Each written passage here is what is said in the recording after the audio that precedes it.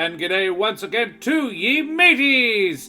I be your cheerfully gripping and strangely absorbing DM Josh the Pirate, and it brings me more joy than a video of a baby otter learning to swim to welcome you back to Corsair's Cove for another adventure in my Humblewood world, using that new system we're using, Major Magicka! With me, I have me hearty crew, the spellbinding Ardanna, the riveting Knight Geo, and the engracing Karen Schlink. So, let's talk about these lovely folks, shall we? Ardanna, who the absolute heck are you? Hi, I am Ardanna, or Joe, or Oi, you there. Depending on situation, I am the GM and channel runner over on the lore, right? And I don't even know what else to say. I'm lucky to be here. Hi!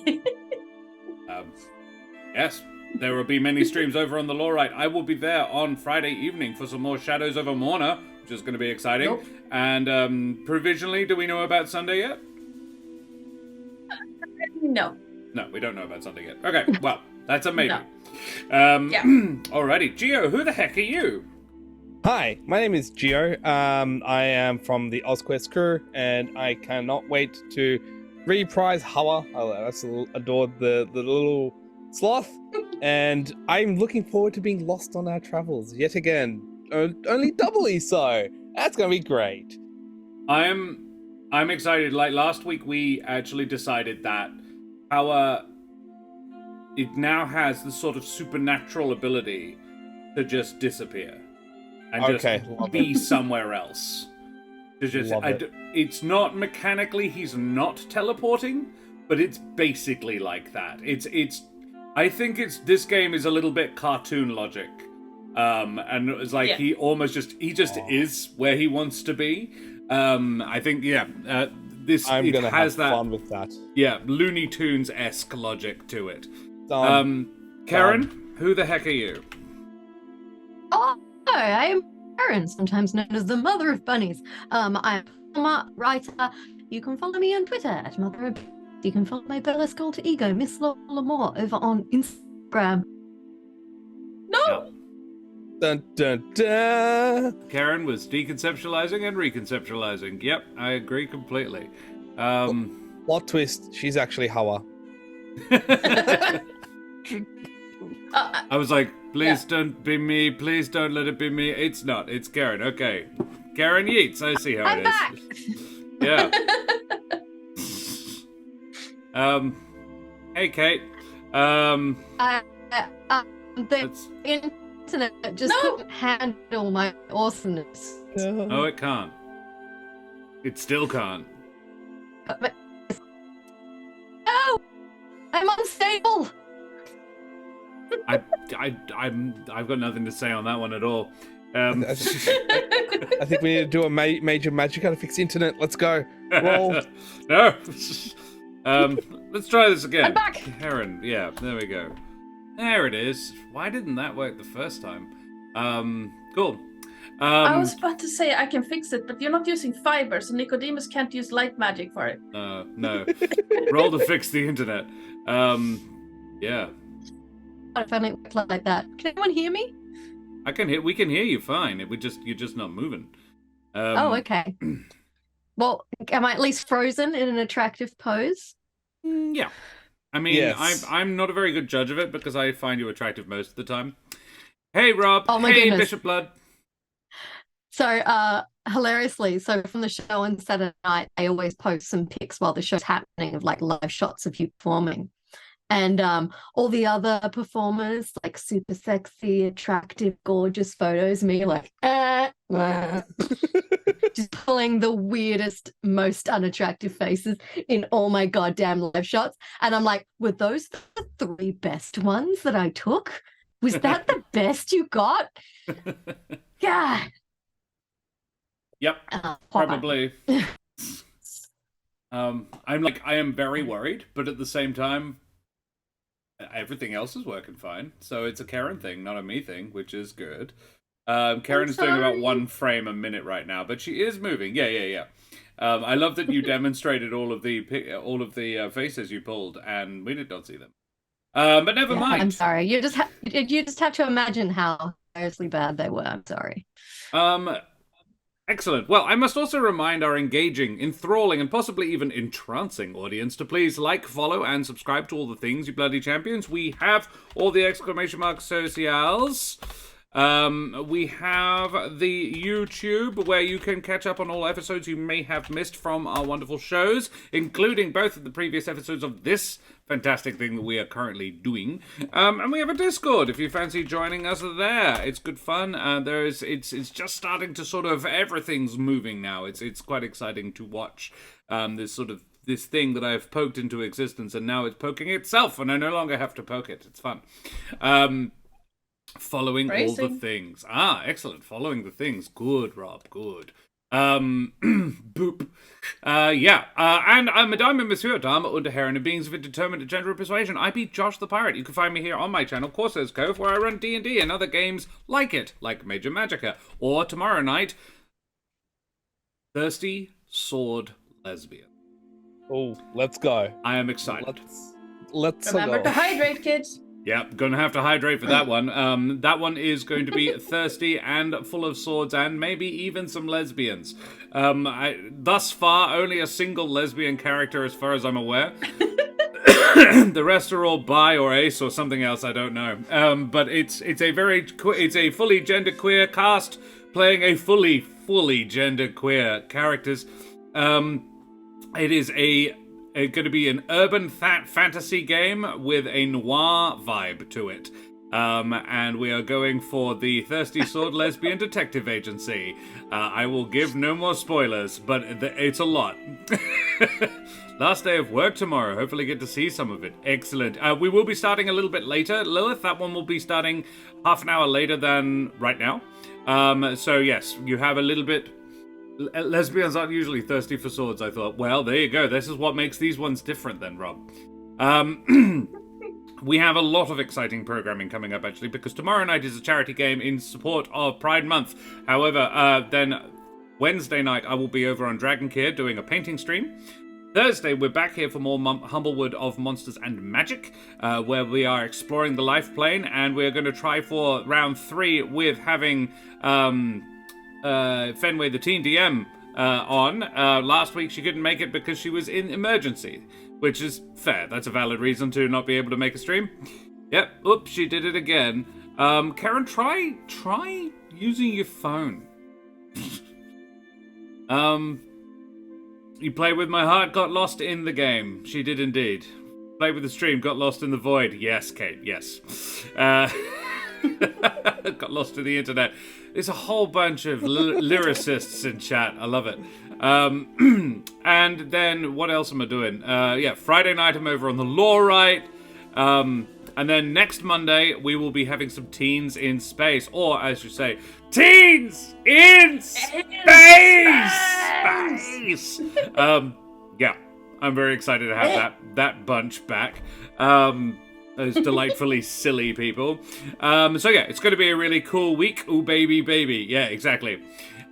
Spaced teens. Yes, the delicious spaced teens. There's a lot coming up. We also have, I should mention, the Ukraine appeals. Ukraine is dealing with some stuff, as you are probably aware. If you have any spare pennies in your digital wallets, consider donating to either the Emergency Action Appeal or the Curious Compendium of Slavic Myth, which all proceeds of which go to the British Red Cross Appeal for Ukraine. Either of those are excellent places to put your charity pennies, and we appreciate the heck out of you considering doing so. We are supported by the fantastic folks at Wooden Forge. I will be rolling all of my dice this evening in a Wooden Forge dice tray. This one here. And Karen will probably be doing the same. I can't check because she's not alive right now. There she is. She's back. She's back. A little bit. There we go. Great.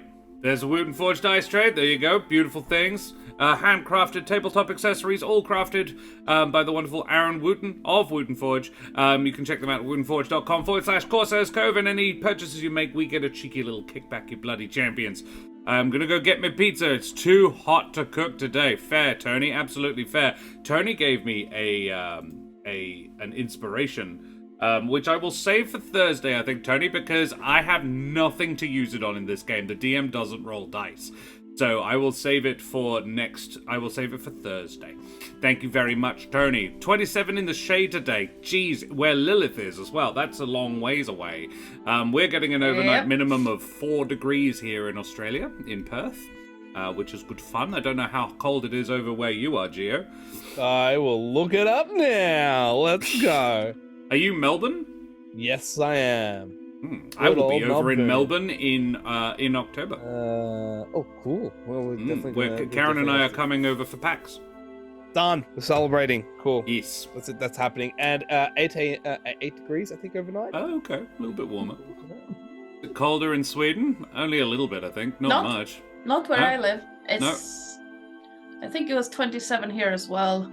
And Rob has subscribed. Thank you very much for the subscription, you bloody champion, matey. Yeah, good on you, Rob. Right. Do I have so many? There it is. Right. Too many tabs.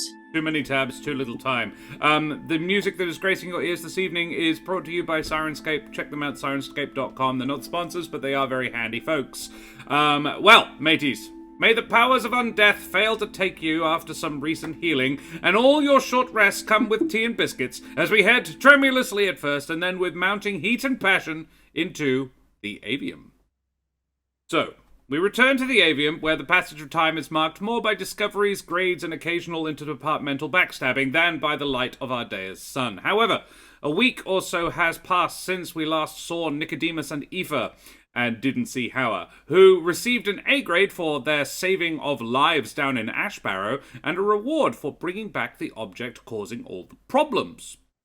Hawa, your previous adventure netted you a solid B+ grade for your resolving of the fire spirit business.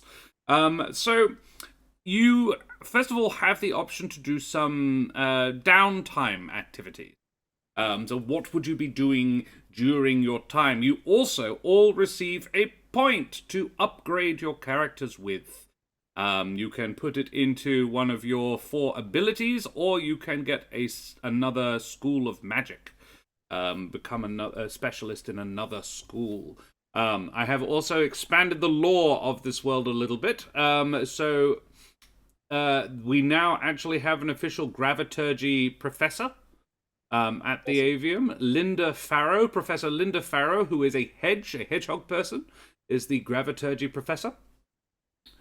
And the other person who Nikodemus will almost certainly be wanting to go and see is Vice Dean Brambus Hartwell, who is also a hedge. And he is, firstly, the school catharsisomancer, and secondly, the professor of chronology. Chronomancy. What was the graviturgy one again, sorry? Linda Farrow. She's the hedge. Farrow. Let's go. Cool. That's all. So, yes, last time, Gio, they all copped quite a bit of instability. They did a major Magicka, and it didn't go so well. Oh, no. And they all opted to burn an instability to raise it to quite a success. So, Aoife is on 2. I think... Nikodemus is on 3. Yeah, Nikodemus is on 3 now. Oh, wow. And Brendan's character, whose name is currently Chunky, has Alexander LeChonk. Alexander has picked up one as well. Nice. Yes. So yeah, what do you guys fancy doing? Oh bloody hell! Well, Nicodemus is going to visit the catharsisomancer and hope for a good result, because yikes. Okay, excellent. All right, well, a catharsisomancer visit requires a roll on the catharsisomancy table. It's not really a table. You just roll 3d6, and as many 6s as you get, that's how many instability you manage to reduce. However, I would like to play out the scene.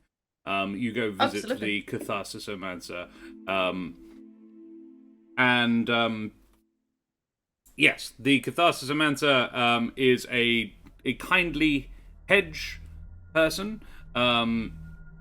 He has an office at on the very ground level of the tree, and It is full of clocks. Absolutely Nice. full of them. And not just ticking ones either. There are quite a few sand, the time turner sand, they're called. Hourglasses? Hourglasses, that's the ones. There's also a couple of similar ones, but they have water in them instead. And any number of sundials. There is a few more esoteric ones as well. Things that you're like, okay, I wonder how that's actually a clock. I will just bear with me a moment. I'm just going to make sure that Karen's like on her way back, and we'll try a different method, I think. See, I was going to suggest Hawa making his way to the same place too, but I feel like he would never get there. Just naturally. That just always gets lost. Unless he never anticipates going there, then maybe he just magic. No, I really don't want him to appear there. Oh, I might play with that. Oh. That'll be funny. How big is Hawa? Like, compared to Nikodemus? Oh, well, great question. How tall are brown-throated sloths? Is probably the best answer to that. Because, like, Nikodemus is a shrew. He's tiny. Yes. Okay, let's find out, shall we? Google, how tall are brown-throated sloths? They vary. Oh, wait, so both male and females between 42 to 80 centimeters. Technology, isn't it? He's gonna be. Ooh, you know what? He's gonna be 69 centimeters tall. Nice. Obviously. What about astromancy, biomancy, xenomancy, carnomancy, cytomancy, psychomancy, heliomancy, technomancy, osteomancy, and oneromancy? Well, oneromancy is divination. Technomancy would be enchantment in this setting. Osteomancy is... Ooh. Xenomancy would definitely come under the heading of nature magic, so that's Costanza Globrite.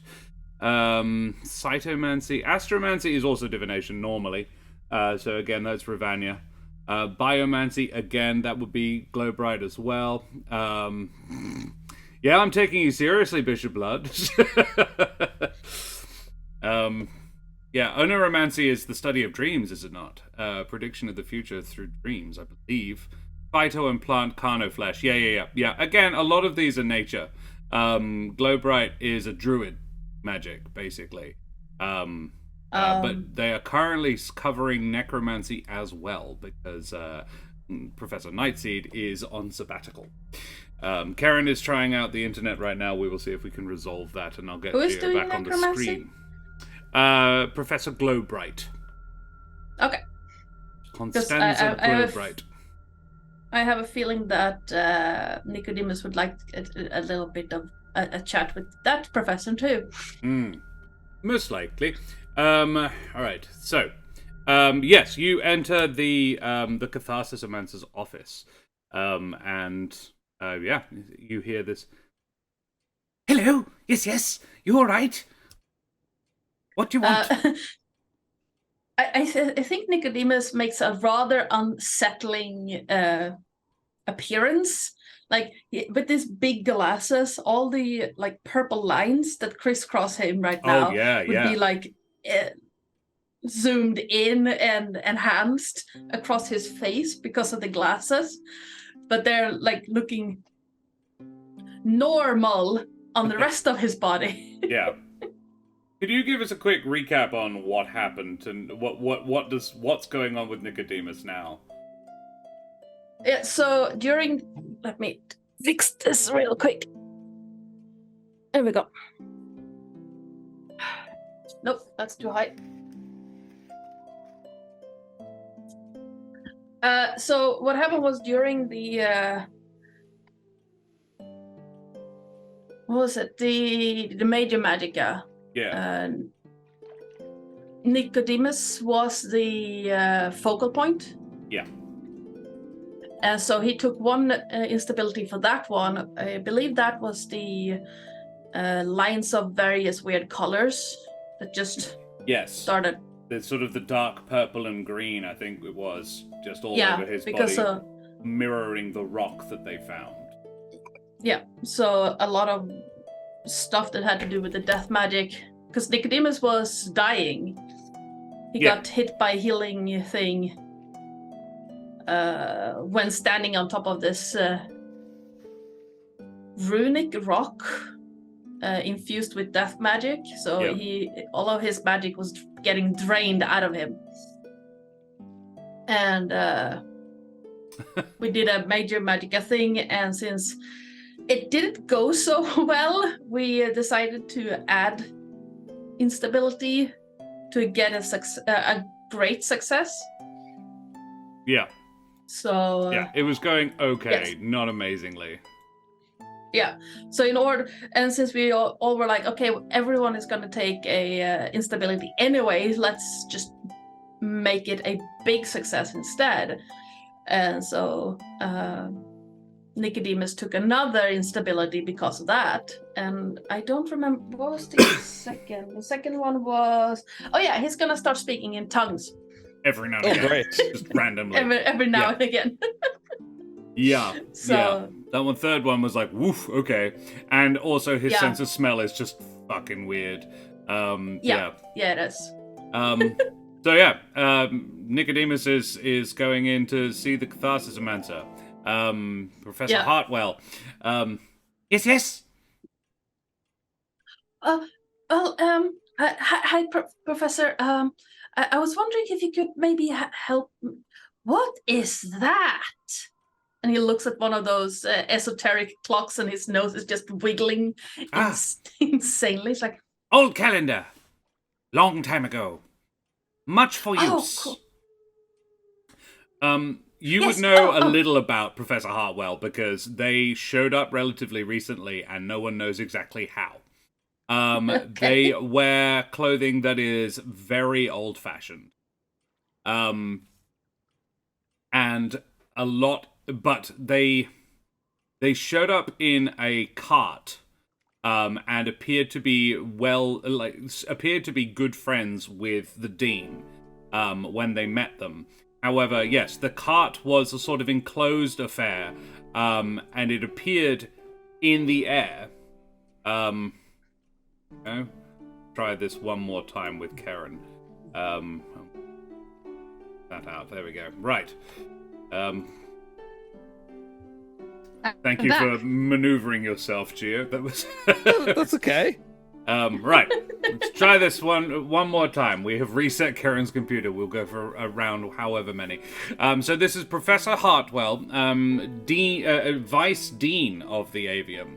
As well, and no one has ever heard of him before. He came straight onto the faculty board as the second in command of the university, and he pretty much just appeared. The dean seemed to know who he was. He was driving a cart that didn't have any animals pulling it, but it was flying, and it sort of just came in to land. He opened up a hatch on the roof of it and threw in a bunch of, just rubbish, essentially, like banana peels and stuff. In some places, he wears a white coat, and he has a set of goggles on his forehead, pretty much at all times. He was quickly brought in to be the chronomancy professor, but also he has So the catharsisomancy is not really a particular tradition, but he is very good at it, and has been known to assist students with their catharsis-based problems. That's where Nikodemus has gone. I would like to check, however, Efa and Hawa, what would you be doing with your downtime?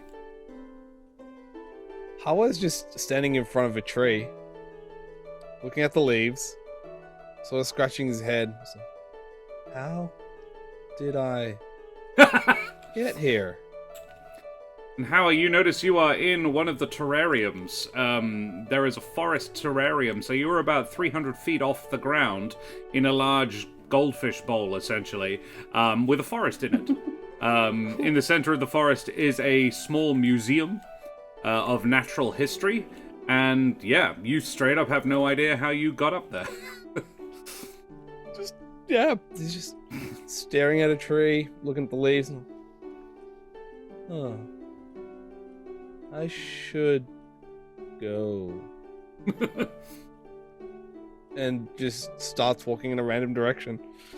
Okay. Knowing where. We'll find out soon. We'll touch base. So, there are 3 things you can do with your downtime. There is consider your place in the cosmos, which resets your uses of Wizistance. There is the Eureka event, which is basically you can work on your own private studies and stuff and try and get a temporary asset, which is mechanically similar to a spell style and can be added to rolls whenever relevant. But it's only usable until the group project in which it is first applied has ended. So if you start using it in a group project, it has to be used only for that. Yep. However, you can get help from a faculty member in creating your temporary asset. So if you would like to do that, it's really, I mean, unless you want to Catharsis Amancer as well, I think Howard's pretty happy with his level of instability right now by my feel. I think he just doesn't register about the Catharsis Mancer. What was the first? Yeah, I'll have to think about what he's doing. Resetting your Wizistance is probably irrelevant because I don't think you've used any. Did not use Wizistance. Yeah. No. So Nikodemus. Yeah. Yes. He says, yes, the professor says, long time ago I pick up. Very far. It is a series of rocks in concentric circles that look like it's similar to the teleportarium control system. However, it is in units of 12, and the markings are very simplistic, and feature a lot of snakes and other like reptilian creatures. It's fascinating. I have to ask you about it at some point. But Professor, I was wondering. I mean, you could probably see that I picked up a condition. On the last project. Oh, actually, I picked up several. Much problem. Interesting. Yeah, and I was wondering if you filled with death magic. Not intentionally. It kind of tried to kill me. Yes, death will do. Yes, and I would... Well, first of all, I would like to have the effects gone. I mean, the colors are pretty, so those can stay if they want. But the effects themselves, I would very much like, I can't really smell things properly, and I kind of freaked out one of my... a person in the dorms when I started speaking a language I don't know the other night. What you say? I have no idea. Then he switches on a hunch and starts speaking in a language that you've never heard before, except when you spoke it in the dorms earlier. Mm-hmm. He says, "You understand me? Do I understand him? You do. Yeah. You have never heard this language before except one time when you spoke in it, but you understand him. It is hissing sibilant. It is quite reptilian sounding. It's a sort of... He said, interesting. You speak Draconic. That's pretty cool. Yeah, I would have to... Maybe the person remembers. I don't think so because he kind of ran away. But yeah, that sounds exactly like that. Yeah, yes. Strange. But no dragons on this plane. No, they're not. but it was a result of we were using kind of strong magic to break the hold of the death magic on me, and well, the world kind of went a little bit fuzzy, and yeah, speaking. If I could control the language, it would be one thing, but now it just happens. And also the lines and stuff, and specifically this, I can't smell things properly. Nothing tastes right anymore.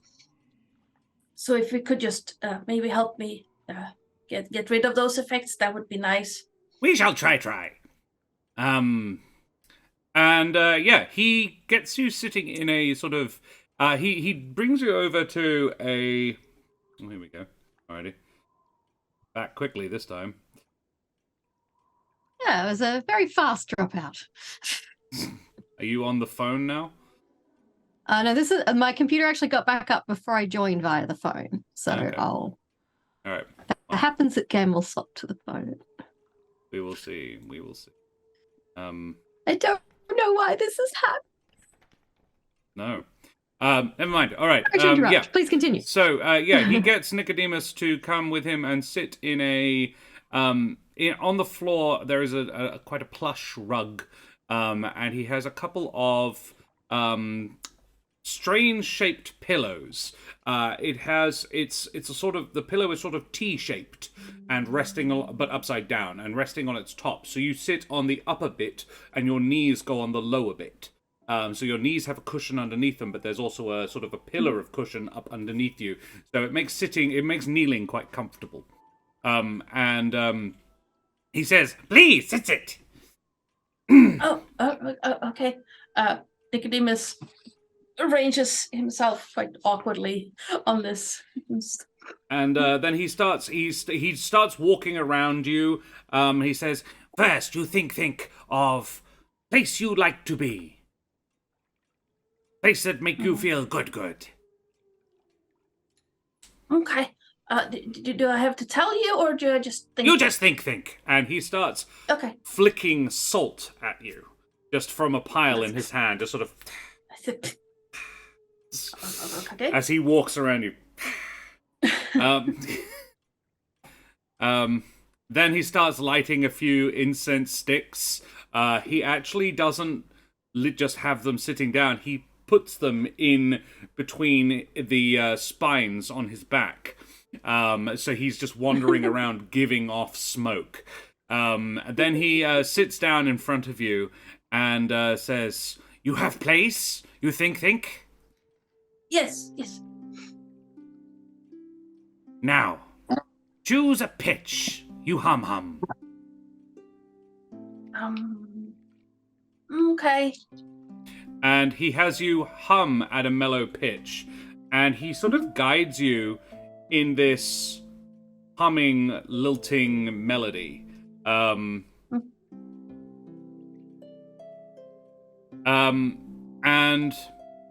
yeah, you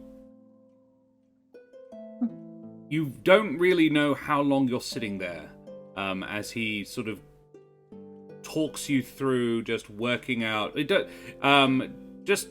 It's a very meditative, silent meditative quality to it. Yeah, it's not unpleasant. Alrighty, here we go.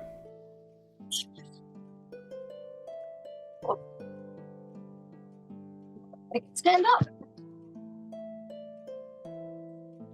We'll try this until the battery on my phone dies. Oh, the optimism. Okay. Oh, look, your phone doesn't like balancing, Josh. I apologize. The Lost Archives are raiding. Hello, raiders. Good to see you guys. Thank you very much for joining us. Bloody champions. Where is my internet? There we go.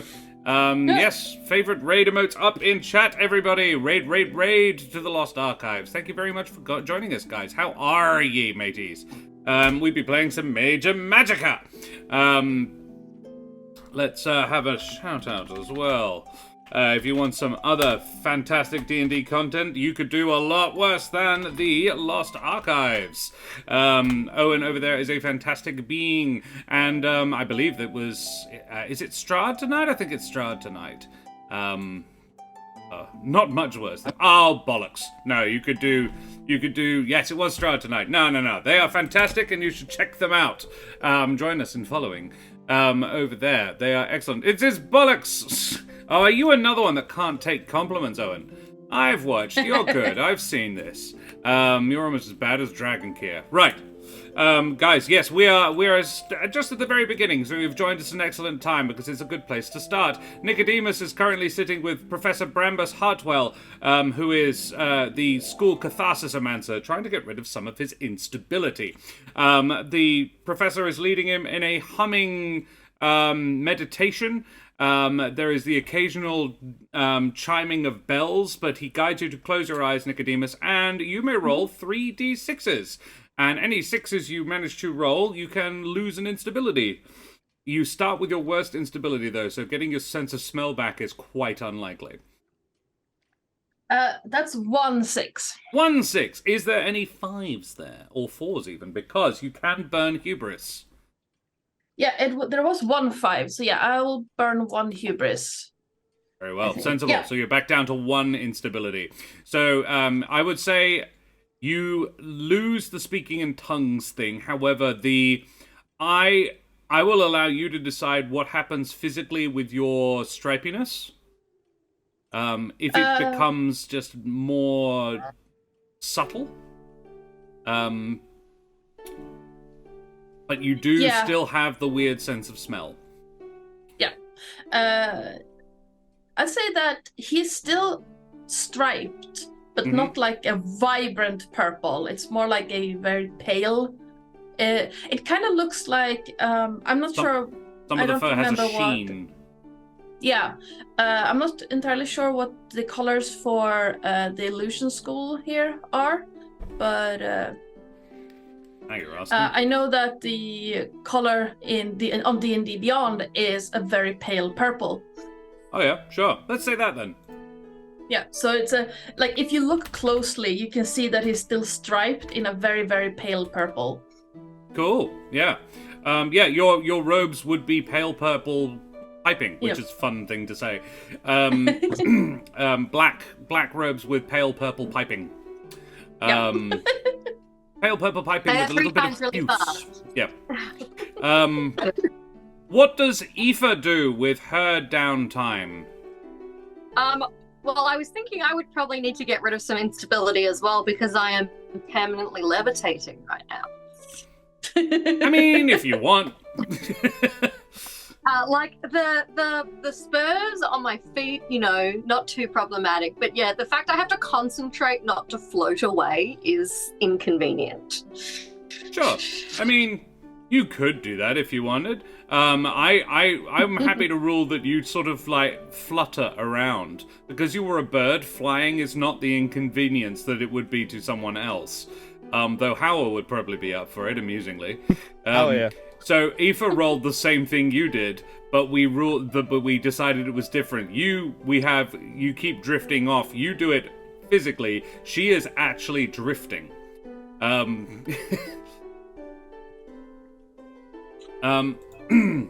Hey Dak, good to see you. Just get some iron boots. So yeah, Karen, if you want to go and visit the Catharsis-omancer, you're very welcome to. Or invest in heavy footwear. Yeah, like it's not the worst thing to happen to you. Like it's actually kind of handy. You're essentially a balloon. Like you won't ever fly too far. But if you want to try and get rid of some instability, you're welcome to. Tell you what, instead of that, could I get some like ankle bracelets and then change them to be lead? Sure, absolutely. So get what you are some lead ankle bracelets to hold me down a bit. What you are trying to do is this would qualify as a eureka activity.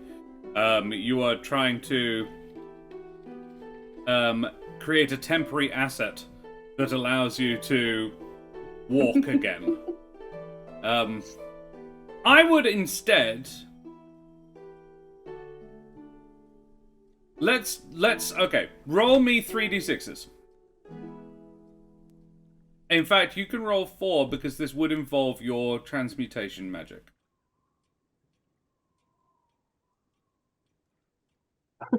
And Bishop Blood, absolutely they're going to be sexy manacles. With spikes. 2 6s. Wow. Okay. Yeah. So, Aoife, I think you would... Who would you go to build these things? Would you go for assistance? Go to somebody for assistance? I feel like she'd be just tinkering around in her room. Sure, okay. Very well then. So in your room, Aoife, you share a dorm room with 2 other students. Yeah, you are tinkering away with these. So what do they look like? Because I think you did essentially your own catharsis-omancy. Which is why I had you roll 3, but because you were using your transmutation magic, I allowed you to have a 4th. So you may remove 1 level of instability, but you also retain the ability to float when you want to.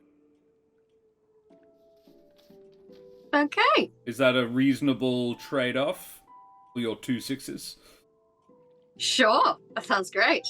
You can deactivate your boots whenever you want. Wonderful. Hell yeah. Alrighty. Hawa, what would you like to do with your time? So that's what I'm trying to look up. There's a lot of science stuff to do with air, and there's a reason for this.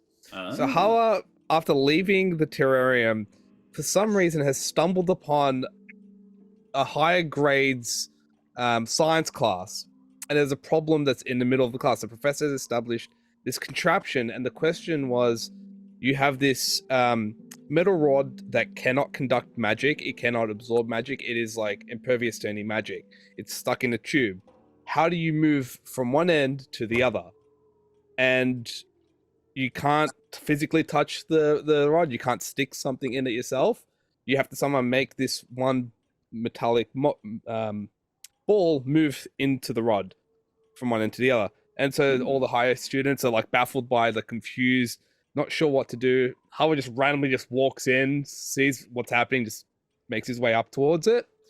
And through air magic, this is what I was trying to look for, he creates sort of at one end of the pipe, sort of like a hot air that starts accumulating and functions as sort of a force field. And behind it will be cold air building. Right. So he's like feeding cold air. So then as the rod, in order for the rod to move, the ball to move, it builds up a lot of pressure between the ball and the hot air, and slowly starts pushing it ever so slowly through the fact that the hot air is above the cold air, forcing the cold air to be below it, and just feeding that in. Oh, I love it. Yeah. Cool. He does this. What would that mechanically be as a temporary asset? I think some kind of non-conductive, non-magical rod. A rod that's immovable on its own. Yeah, I would say. Cool. In which case, yeah, make me. This would probably be evocation with your magic there. And given that you are doing this to impress a teacher. Well, it sort of is impressing a teacher. I will give you an extra dice for the teacher as well. Cool, that's 46, because I actually put the 1 point in evoke. Smart. Thank you. I have not rolled the 6 at all. I have rolled 2 1s, a 2, and a 5. You may use a hubris to crank the 5 to a 6. Sure, I will do that. I will crank the 5 to a 6. Love it.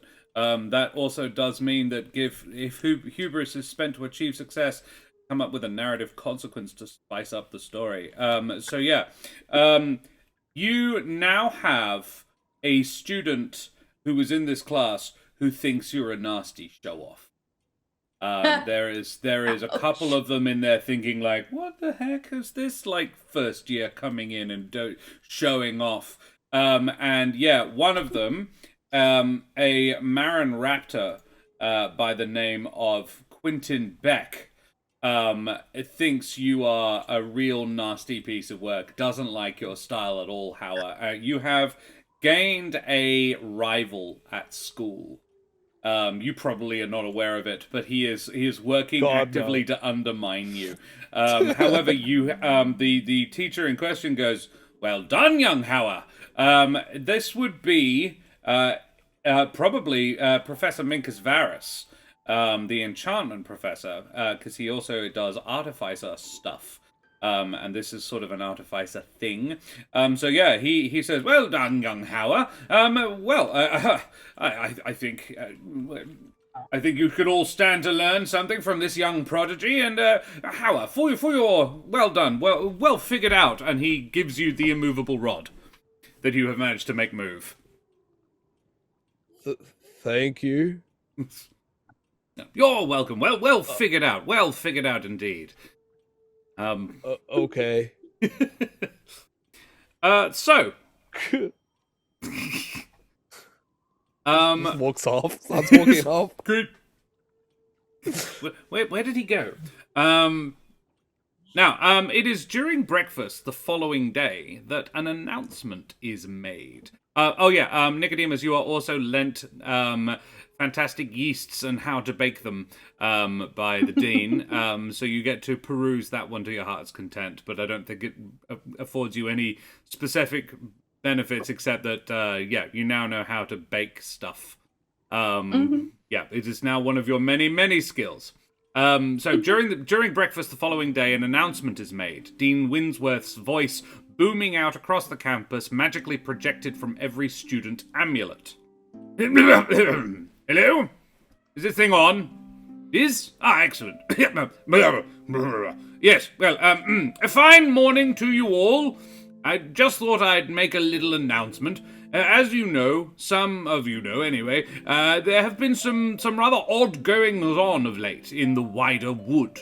We here at the Avium do try to remain above all that, you know. Knowledge is after all the highest calling one can pursue. However, things are coming to a head somewhat, and I fancy a long weekend at home would do everyone the world of good. So, collect your things and attend the teleportarium by midday, please. Anyone interested may indulge in some extra credit assignments during our little sabbatical. So check the notice board. There might be something juicy there. Have a lovely holiday, all. The announcement ends. For Karen particularly's knowledge, there is an election in a couple of days' time. That is what he is referring to. And other things. So yeah, you guys hear that while you're at breakfast. Hawa, having wandered in, bemusedly holding this large... I think it's made of carbon. I'm imagining a graphite stick. Just this really big, thick stick of graphite. Yeah, and I think what happens is the orb inside, depending on where it is along the rod, determines its like center of gravity. Yeah. So if it's in the middle, it's like it will just be stable. Otherwise, if it's to the edge, it will just tip and yeah, where the main weight is. And he's like, Got a stick? Hey. Hello. How are you? Stripey, how are you? Stick. No, that's what you're holding. Yeah. Stick. And I'll put it in my bag, and just sit down and start like picking leaves out of my pockets and start eating the leaves. Have a pocket full of leaves just for like snacks. Aoife, what do your new bracelets, your ankle bracelets, look like? Well, I have decided to make them complement my heel spurs. So they have like a smaller spur on them. So I have the actual heel spur, and then I have the little ankle with the smaller spur on it. So I've got double spur action on my heels now. And they are led when you want to walk and not when you want to fly. So what are they when you want to fly? Ooh. Trying to think what's a really light metal. Aluminium? Yeah, there we go. Aluminium. Sure.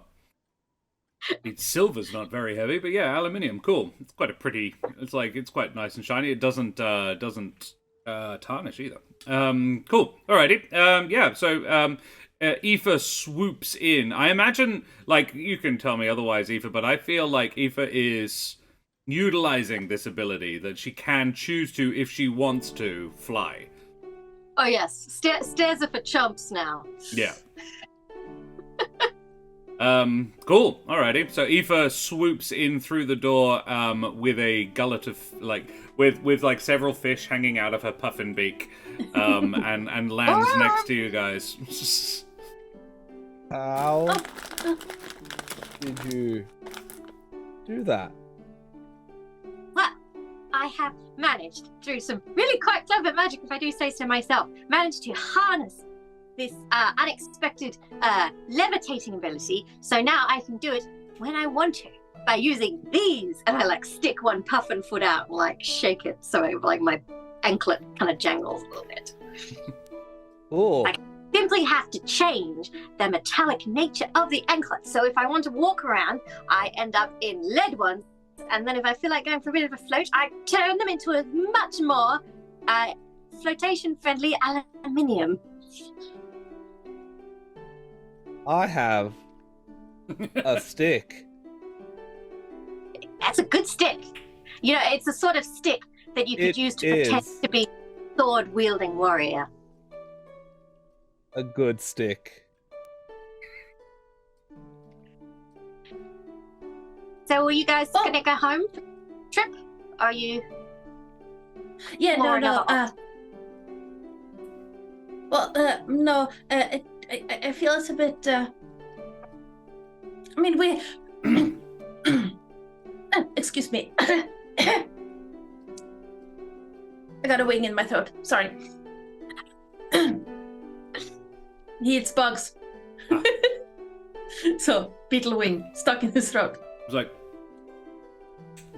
Has nothing to do with the player choking on saliva. Nope. Very well. Oh, no. I figured that if everyone else is going home over the break, we will have this whole school to ourselves and just explore new things. And then there's also the extra credit stuff. Are we allowed to do that? Are we allowed to stay? The implication is no, you're supposed to go. You don't have to go home, but you can't stay here. It's tavern rules. Okay, I feel like we have to go somewhere, but maybe we could ask if there's somewhere we could go where we could get up to something in a completely, safe, educational, appropriate way. Well, I think safe is kind of optional. I mean, last week we kind of had to bat off some zombies. Ugh, don't bat off zombies. So if you head on... sorry. I was just casually lying on the floor touching the manacles. And neither of you noticed him lying down. He's just suddenly there. Just... Oh. Well, should we ask? Should we... I don't know. Yeah. There's the notice board where the extra credit assignments are posted. You can go and have a look if you like. You're already familiar with one of these. You saw it before, but it's still up there. Professor Ravania is looking for someone to prevent a problem before it occurs. He has predicted that there will be an issue soon, though it is not currently one. Something is happening in Winnowing Reach that is causing the bogs to dry up. Winnowing Reach is a famously marshy, boggy area, home to an awful lot of native slime creatures. Yes, it's not a particularly nice place, and things drying up there would actually be normally considered a good thing. So it's interesting that the professor is interested in why and possibly preventing it. So there's one option. Alternatively, Professor Scrymore, who is Aoife's head of department, the transmutation professor, wants a team to investigate some deeply strange creatures showing up on the shores and in the nets of Saltar's Point. The town is the port town. It's the only port town of the Humblewood, and it's dependent on the sea's bounty. Fish with two tails, eels with eyes all along the length of them, and even stranger, more terrifying monstrosities have been sighted and either thrown back or burnt. They need someone to get to the bottom of the cause, possibly literally. Would this be the same place where Nikodemus saw Aoife do magic for the first time? It would be, yes. Nikodemus, Aoife is probably from Saltar's Point. Ooh. This is my home turf. If anyone wants to kick around in my part of the world, we can. Oh! I do have an eel with eyes all down its back. It's very upsetting. I mean, it What could do be we- interesting. More food for you. Fish with multi-fin. Well, the trouble is, do you want to eat them if they're mutated? Is that okay to eat them if they're, a bit wrong? I wouldn't know. Leaves mutated add spices. Spicy mutant leaves. It's quite tasty. Big delicacy at home. Oh. Yeah, I mean, I don't really eat insects that have mutated too much. They tend to die out rather quickly, though, if they're not beneficial for the colony. Mm. But I mean, I wouldn't mind going back to the ocean again. It was quite fun being there last time. I think it might be more interesting than a swamp.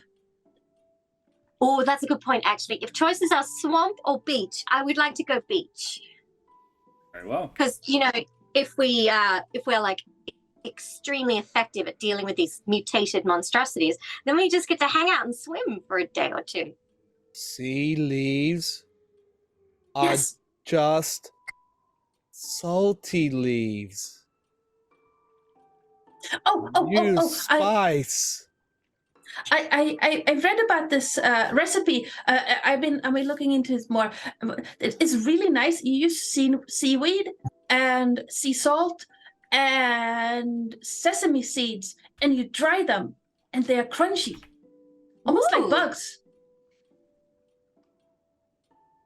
Sea leaves. I feel like Hawa's up to this. If just for the snack. Yeah. Okay. Yum. Alrighty. Well, you can go to talk to Professor Scrymore if you'd like to get any more information. I imagine Nikodemus has always been a little bit intimidated by Professor Scrymore. She is a gerbine, but she is 6 foot tall. Yes, has a long, thick tail. Often fishes things out of a pocket, sort of built into her front. Yes. The rumor is that a lot of the modification, or a lot of the things that are different about her compared to most gerbines are self-inflicted. But that's a rumor. And she speaks with a strange foreign accent. Oh yeah. So Nicodemus would count. So for in D&D standards, I think he would be a small creature, and on the smaller side of a small creature. Yeah. A sort of 2 foot tall sort of situation. Yeah. Yeah. And like this gerbine is on the tall side of a medium creature. Yeah. So he's like, And she is jacked as well. Yeah. She should be giant to Hawa as well. Hawa's like Not even. It's about 2 foot something tall. Oh, really? Okay. It's How like tall only is 16. Aoife? Oh, smaller bird folk, I suppose. So about the 2.5 foot tall as well. Yeah. Yeah, okay, Yeah. cool. So yeah, this teacher towers over the three of you. They are sitting in a very austere office. Aoife, you're quite familiar with it. This is your head of department. You know her to be brusque but fair. And generally quite... if you are a good student, if you study hard, do well, she appreciates self-sufficiency in her students. She's happy to give help, but she likes you to try on your own first, which is obviously very much Aoife's style as well, so it kind of tracks, it kind of works well, and she approves of Aoife. So when you guys come in... yeah, she sees you. Her office is, as I say, yeah, quite Spartan. There is only a single bookshelf, one shelf. It has only it's only got about a dozen books on it. Everything is in creams and whites, and yes, she is sitting behind her desk. Yes, come in. Ah, good morning, Professor. Aoife, you should be going home.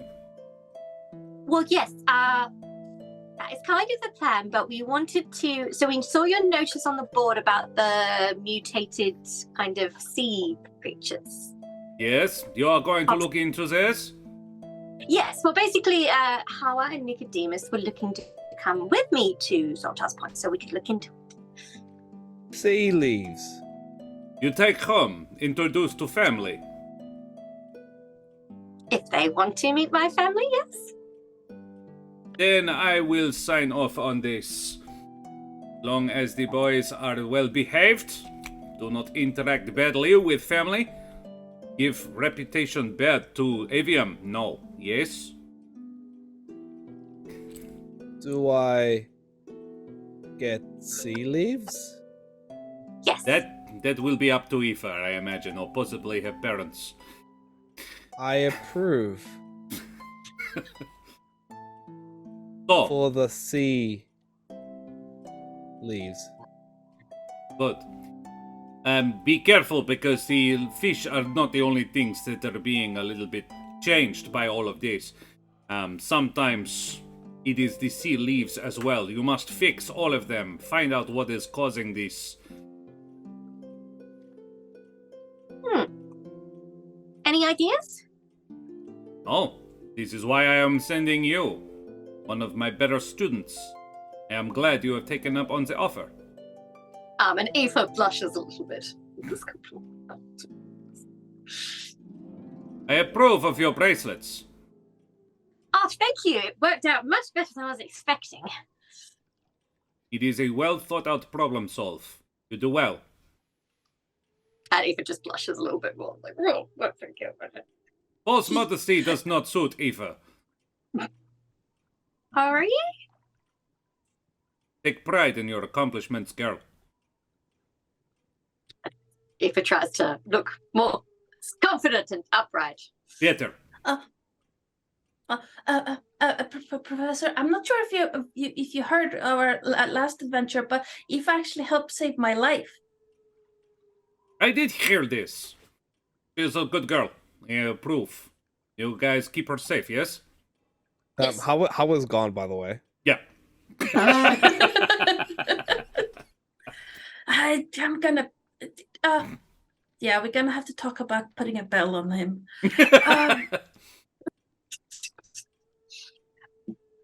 The problems there are clearly magical in nature.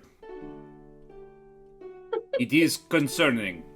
Many of the things there are dangerous. Very dangerous. It is as though creatures are being merged. Merged? Oh no. Oh no.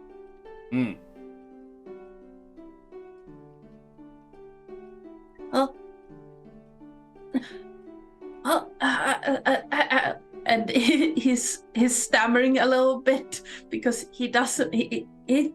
He's a little bit scared of the professor being so much bigger than he is. You have any questions? Now it's time. If Nikodemus is stuttering, Yeah. you kind of look to the side, and then you see on top of the bookshelf Hawa is just sitting there eating leaves.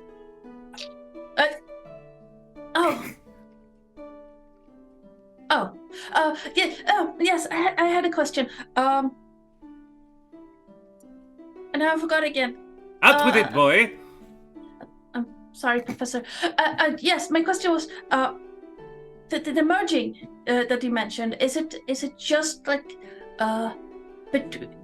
land animals merging with land, or water with It water? would appear or is it only to be affecting creatures of the sea. Okay. Is it concentrated in any particular part of the point? You would have to get on boots on ground to ask. I have not done very much investigation my own self. This is why I'm sending you. Right, okay.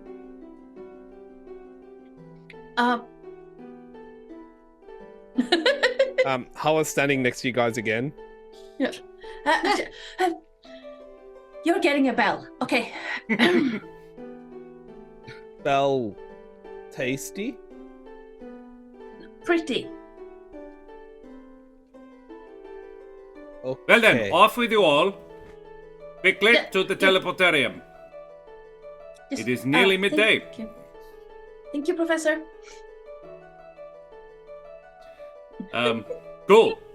You head on up to the teleportarium. Professor Russet is up there shuttling the students through, sending them back home. And blamps you back with precious little ceremony at all. Exciting, you've used the teleportarium twice in like a week and a half now. And you arrive with a small group of other Saltar's Point natives in a... This one is... The Saltar's Point... If I can write... There it is. Saltar's Point is a strange settlement. It is built into the cliff face, mostly, of a very, very steep cliff, white cliffs, and all of the buildings. The city is almost vertical, with a single road that sort of snakes down the cliff side, and all the buildings are sort of built into the cliff. Only a few stick out. It has sort of a Mediterranean vibe to it. You see a lot of the pictures of all of these flat-topped houses, and you appear on the top of... Actually, you would appear... There are a trio of rock spires sticking out of the bay that sort of semi-enclose the natural harbour that the port is built around, the tallest one of which is the headquarters of the Perch Guard's naval division, the Coast Guard, but it is not just it is a military organization. And on the top of the Coast Guard's main sort of offices, there is a sort of similar to Ash Barrow, a receiving pad for teleportation magic. It's a circle of runes on the ground, and the dozen or so students that are sent back to Saltar's Point appear there with you. And yeah, you are looking out over the waves and crashing rocks of Saltar's Point. Eva, you are home. The salty sea air braces you, and Hawa, you can smell sea leaves on the breeze.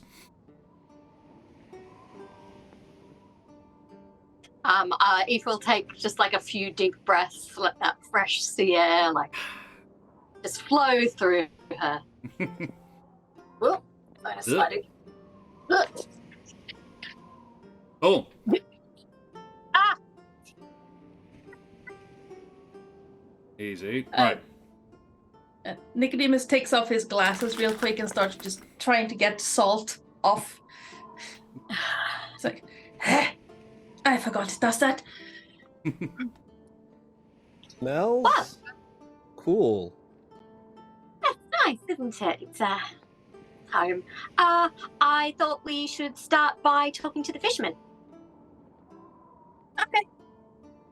It Cool. seemed to be the most kind of obvious place to start. They might have an idea of where the kind of dense areas of mutation are. Okay. Aoife, quick question. Yes. How did we get away or off here? There are cables and ropes, several bridges interlace across in the air across the bay, Yep. and a cable car that leads to the upper end of this pillar. So, modifying question. Which way do we take off here? Which of the... Which would be the most direct way to get down to kind of the There dock. is a mechanized lift actually down to the docks, which are actually based off the bases of the pillars rather than the shore. Mhm. And there is basically a lattice of dockways across based off the bottom of these pillars. Yeah. No, Bishop Blood, you can't. Don't do it on purpose. I mean, she is playing the only character that is both socially not awkward and also all there. That is true. Yeah. I was going to say, if they're walking along a bridge, when they look over to do some sightseeing, did you see Hawa walking on another bridge, just going in the opposite direction? Yeah. Hawa! Hawa, wrong bridge! You want this bridge! Oh, okay. You make it down there, and shortly afterwards, my phone died. No! We're now lost. We have no direction. You make it downstairs, and I think we might go for a short breaklet there, while we sort Karen out with a better system for re-engaging. And we'll be back in 5 to 10. Say goodbye, guys. Bye. Bye. Bye.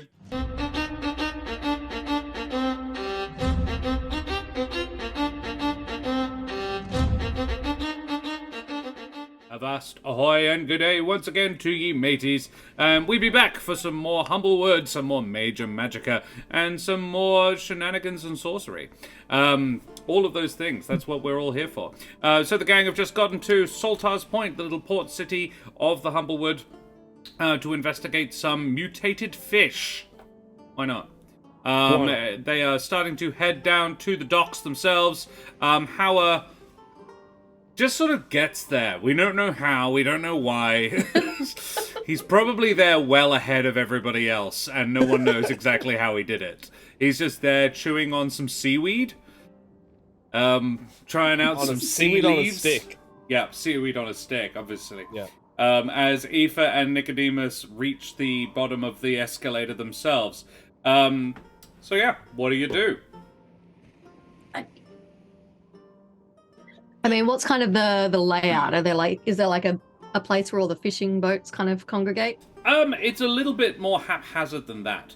But yeah, there would be an area where the fishermen do congregate. Everybody sort of likes to gather around themselves, and everybody else sort of steers clear of it because it obviously smells of fish guts.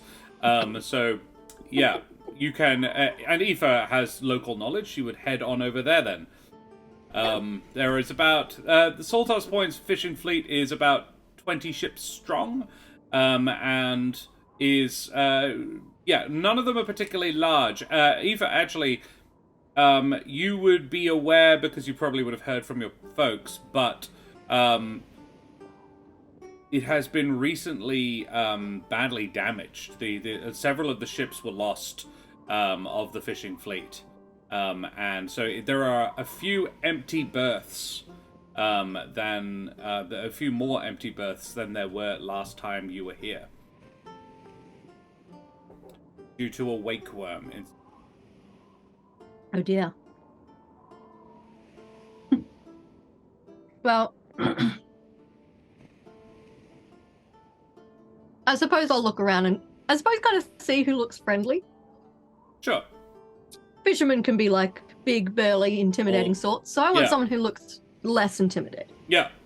There is a friendly-looking Vulpin man.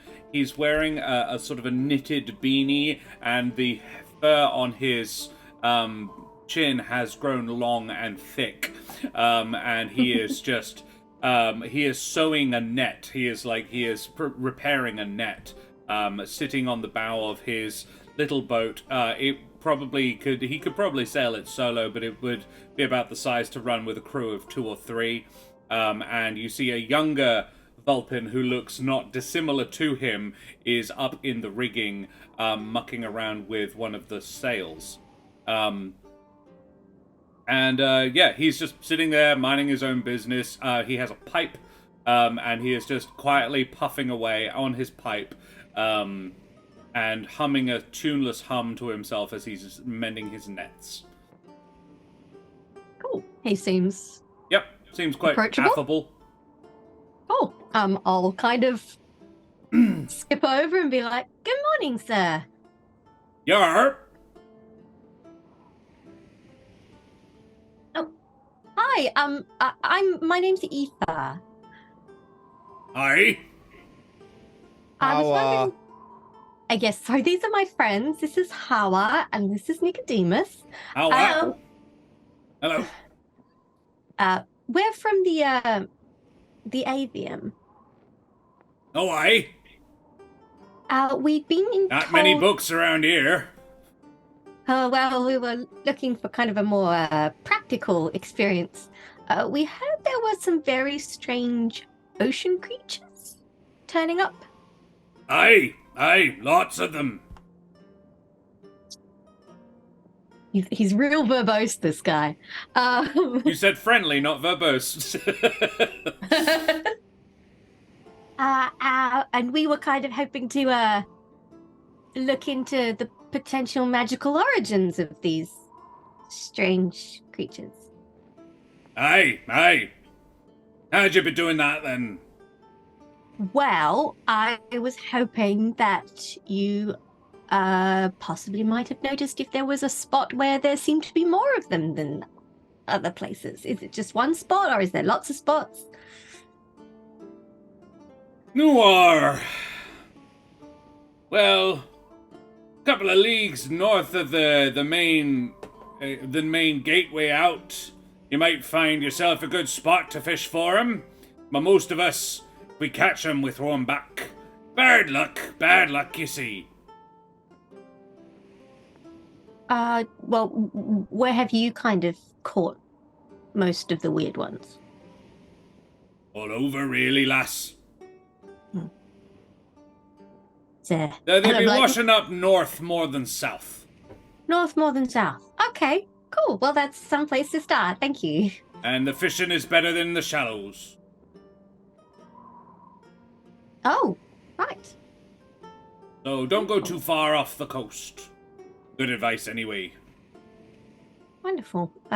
Thank you very much, sir. Is he supposed to do that? I think. I can't really tell.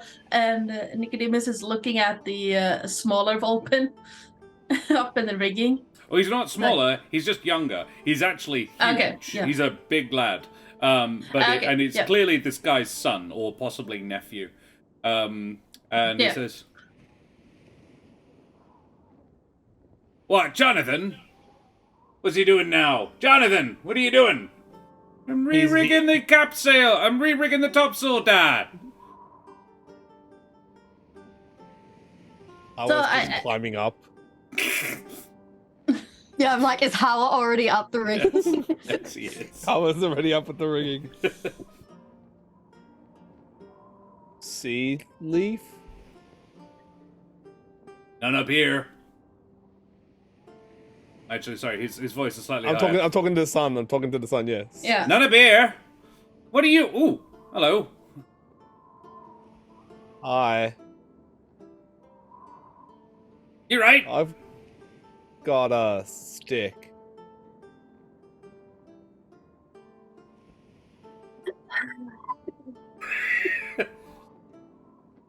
this one all right? Yes, theoretically.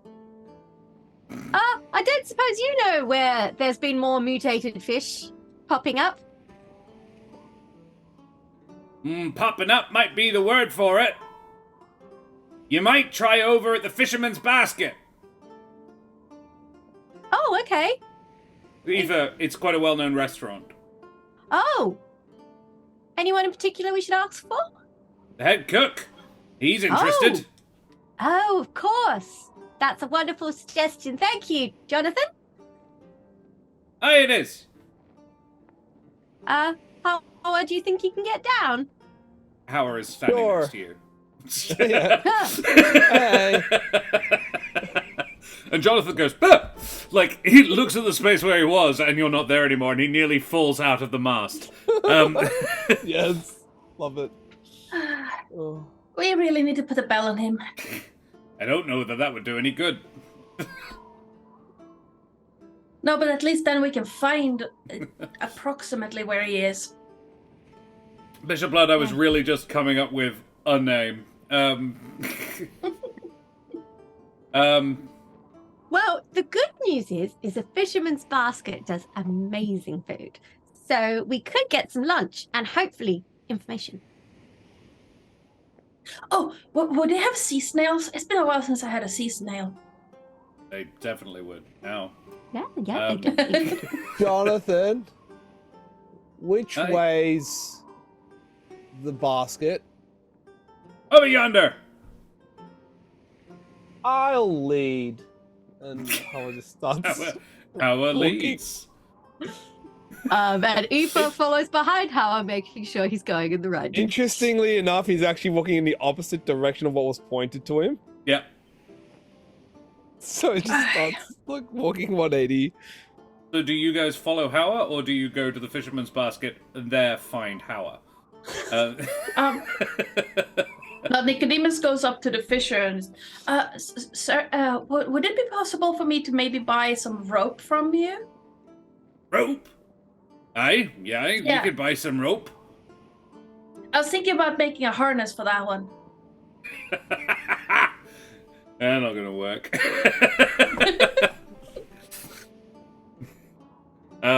Yeah. I don't want him to fall into the water. Aye, sensible. Safety harness, right. Yeah. He chucks you a length of rope. How much would you want for this? Don't worry about it, young'un. It's not good for sales anymore anyway. Overstressed, thank but it'll hold the weight of a small whatever he is.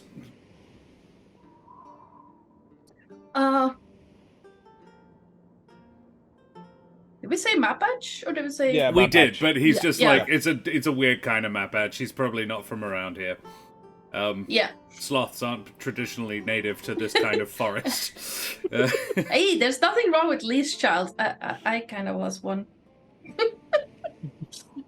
There's a Mostly wonderful because I tend photograph of my little brother at age 4, leaning out Michael Jackson style over a canal in Venice, with my dad looking disinterested, holding the harness. Dad's just looking off into the distance at something else, at his arm at full extent, as Joe is like peering out over the murky green waters of Venice. Yeah. But you gotta find him first, Nikodemus. So you all head to the Yeah. Fisherman's Basket, Josh asks, aware that we only have 3 hours for this session. And Yes. Yes. I'm like following Howard every now and again. I'll kind of like gently tug on his arm to turn him in the right direction. Sure. You find yourselves at the Fisherman's Basket, possibly with the promises of sea leaves to tempt Tower. And yeah, you are shown to a table by a sprightly Gerbine girl, and menus are placed in front of you. Yeah. And I will talk to the young Gerbine one and say, we were hoping to have a word with the head chef, if at all possible. Bro boy. All right then, sure. I can get him for you if you like. You Oh, haven't thank got you so any food much. to complain about yet. Why do you want to talk to him? Oh, it's unrelated. We just needed to talk to him. We will have something to eat, but we do want to talk to him. All right. Well, why don't you order something first, and then you'll have something to either complain about or thank him for. That's a good suggestion, actually. What would you like? How are they doing? They do deep fried seaweed. If that sounds like something you'd enjoy. Yes, I'll try Very crunchy. the deep.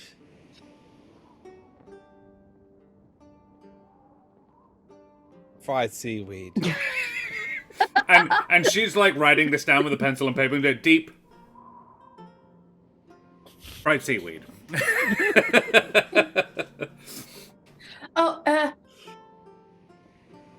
Snails. Snails, 1 escargot, and for yourself. I will just have the mixed basket, please. Mixed basket. MX basket. Okay. Very well. She goes, anything to drink? Oh, and my brain's really like, is giving Hawa alcohol a good idea? You're all underage. No, you're not actually. You can be however you want because you're technically university age, but... Tea? I'd like some tea. Maybe a double espresso for Hawa? You... Sure. Beverages are also provided. You do that. Food arrives, as does the head chef a little while later. Propoi.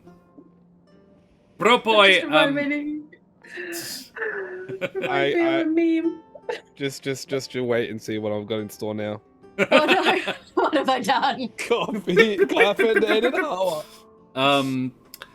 Yeah, Hawa has had a double espresso, okay. And Propoi Kernitstovich arrives. He is... did we decide? So, Propoi is a bought NPC by the wonderful Rovaljacks. Yes. A stoic and martial-looking raptor. He walks with a peg leg. He's clearly got battle scars, and it really doesn't seem like the kind of guy that would be a cook. He is, however, wearing an apron, that has... It's smeared with all kinds of things. It's got red, it's got green, it's got a couple of blue smears, and you're like, what made a blue smear in a kitchen? And he comes up, sort of washing his, rubbing his hands off on it, and comes up and says... You wanted to see me? Yes. We've already eaten, drank our food. In the process. I've got a mouthful. It tastes me so much beef. This is amazing. Oh my god, come on, boy. This is brilliant. I'm glad you like it. Oh, this is so great. Oh my god, what am I doing? Oh, hello. Is double he shot. vibrating? Did you...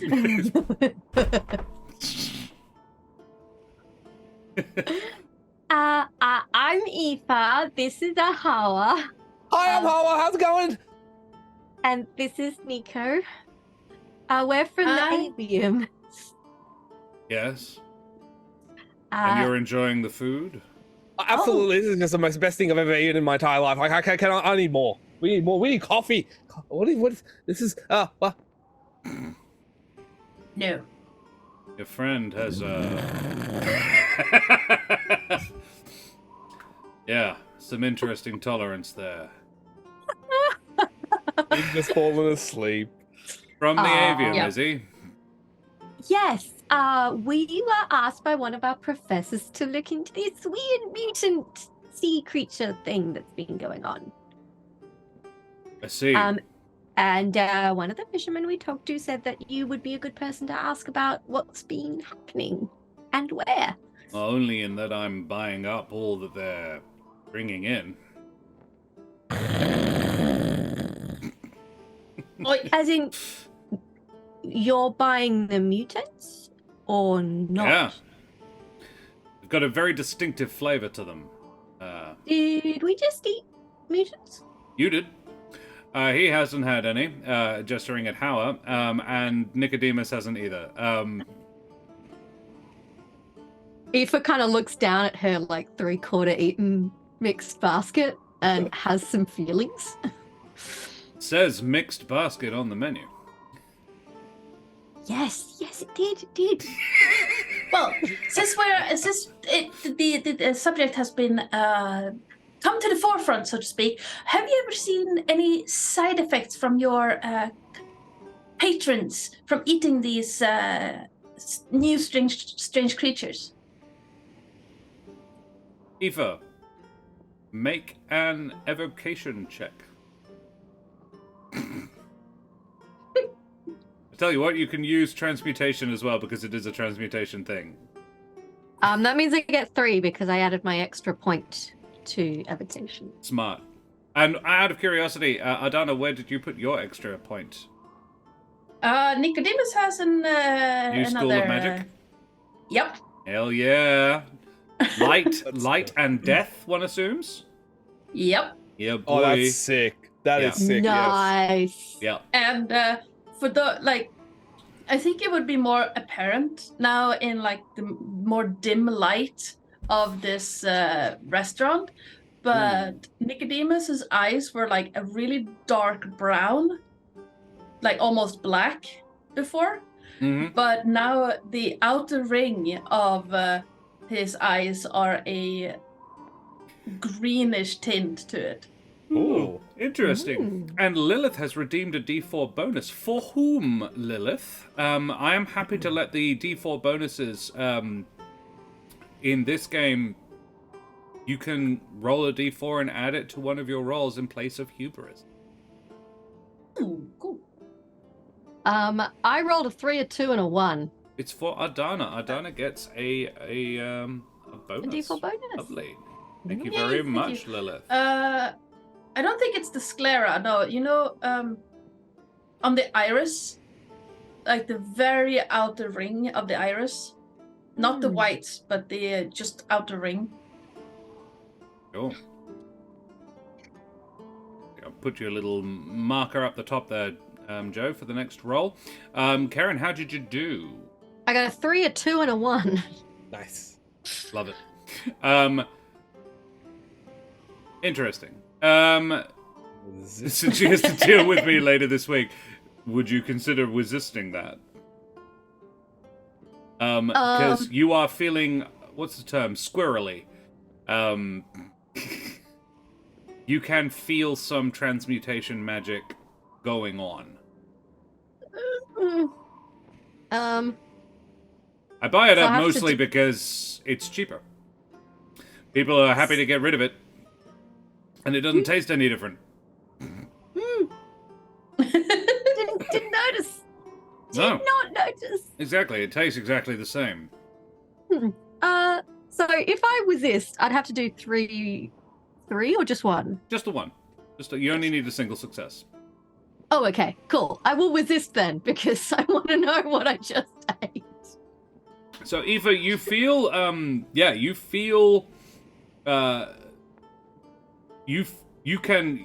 it's odd. You didn't taste it, but you can feel something transmuting. You have the sense of transmutation magic within you.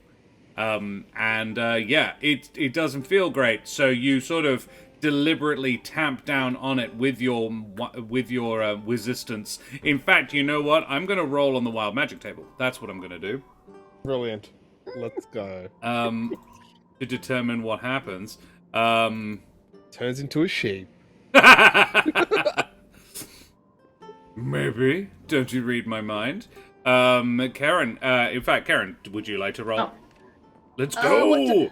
What do I have to roll? A D20 and a D100.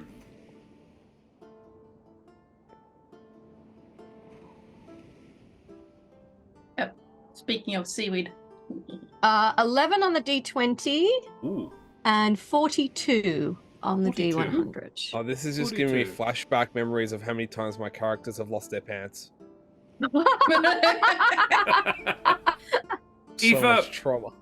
Oh my god, I love it. The feathers under where your beak meets your neck, begin getting longer. And you you sort of, you focus on it and try and the magic sort of comes up almost like you're about to vomit, like you can feel it trickling up your throat, but you do that, you catch it in your mouth, and as you do, feathers shoot out of your chin, just loads of them, into a long, white, feathery beard. And you now have a feathery wizard beard under your chin for the next... for the next... However, yes. For the next 10 minutes, that you don't know that. However, during that time, if you make any further checks, you can add +1 to one of your rolls. Cool. Okay. Well, I hope that's not permanent. So. That is odd. Haven't seen anything like that. Yes. It's possible. Does that happen to you often? No. Possible the mutation magic and my own magic are interacting. How long has this been going on? About a week now, I'd say. And were they catching these mutants in any particular part of the bay? Yeah, mostly to the north, I think. A lot of the fishing fleets moved. They're now fishing primarily in the south, but now we're starting to get some down there as well. I haven't been too stressed about it, but yeah, I don't know if I'd want a beard like that, or at all. Looks a little odd. Sorry about that. Your next drink's on the house. Don't give him coffee. Looks like he needs it. I think it does. See. Maybe just Leaves.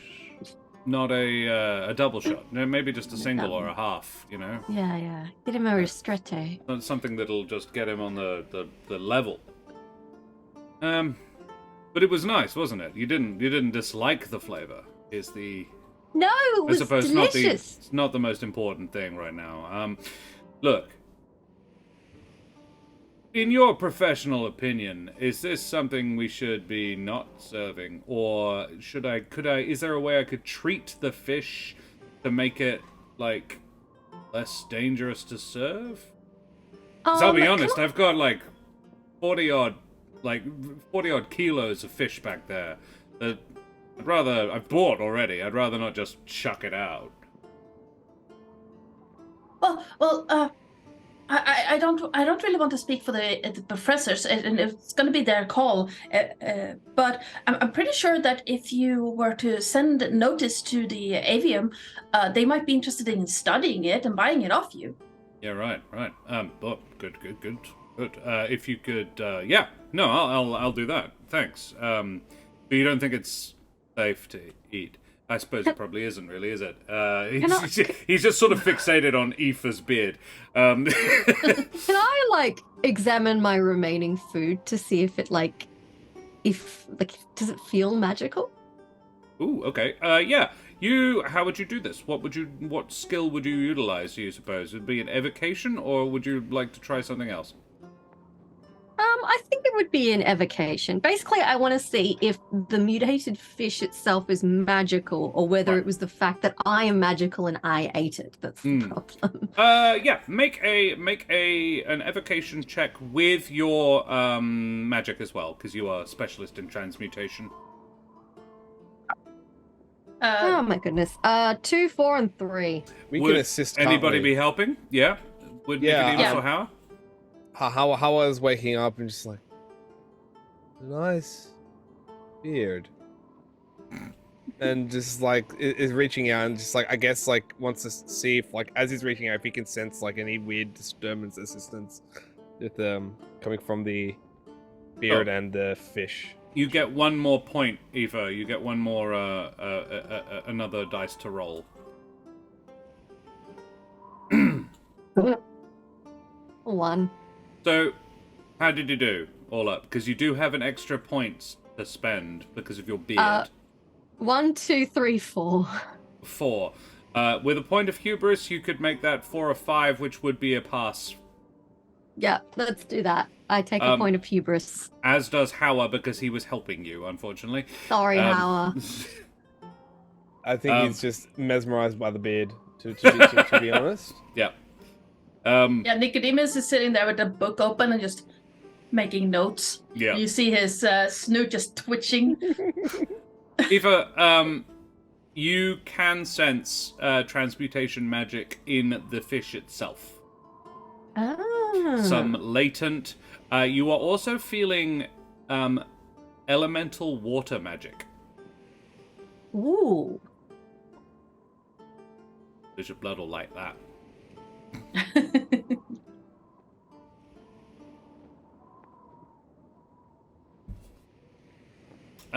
Yeah. Nikodemus, seeing as you're not focusing on this so much and you're rather fixated on observing, I think it's fair to say that you would probably notice this first. You hear a crashing and banging from the kitchen. Oh. And then some cries of alarm. Oh no. I don't remember your name right now, sir. I really should. Propoy. My apologies. I am Propoy. Sorry. Propoy. Chef Propoy, I think there's something going on in your kitchen. And he pulls out a big cleaver. Like, yes, it does sound like that, doesn't it? And then bursting through the sort of Wild West style swing doors, like the comes a mountain of fish. It's sort of an animate blob of fish. Loads of them, just sort of melded together a little bit. And it's sort of just thrashing its way around the dozens of mouths just sort of open and gaping, sort of as it sort of flops around a couple of eels forming its primary method of locomotion. As it, just sort of flops around and goes, there is screams, there is squeals from the other people in the restaurant. Hi, Jack. Chef, I'm not a good cook, but I'm pretty sure that's not how you make fish pudding. No, that's not. That was. Oh my goodness. I'm gonna suggest that we major Magicka to dispel the magic animating the insane, terrifying fish blob. Jack Squarepeg is raiding. I hadn't realized it was a raid. Thank you so much for the raid, you bloody champions. Avast, mateys! You wee scallywags. 3-bit raid emotes up in chat, everybody. We've just got a fish blob on our hands. This is not where I was expecting this to go at all. Closest tab. Jack, how are ye, matey? Thank you so very much for the raid. Thank you for bringing your lovely community to mine. Guys, we are playing Major Magicka. We are in the Humblewood. We are in the town of Saltar's Point, and there have been some mutant fish going around, and Aoife just ate one and grew a beard. I lied, chat. Wrong campaign. Not like plane shenanigans. Magic school animal shenanigans. Yeah, this is more water plane shenanigans, actually.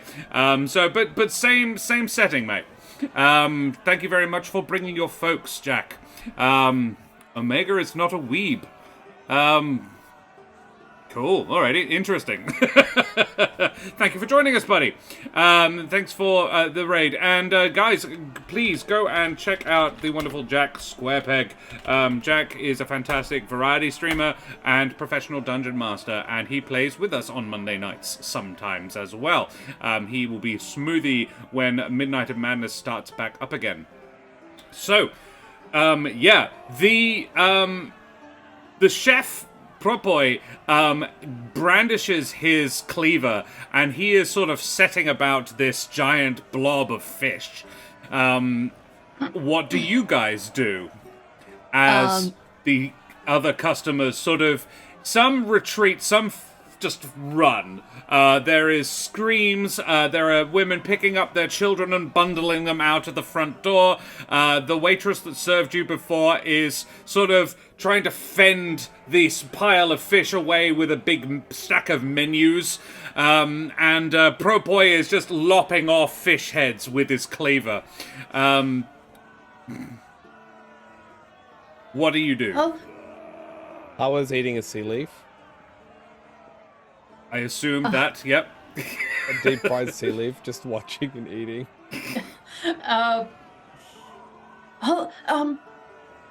Okay.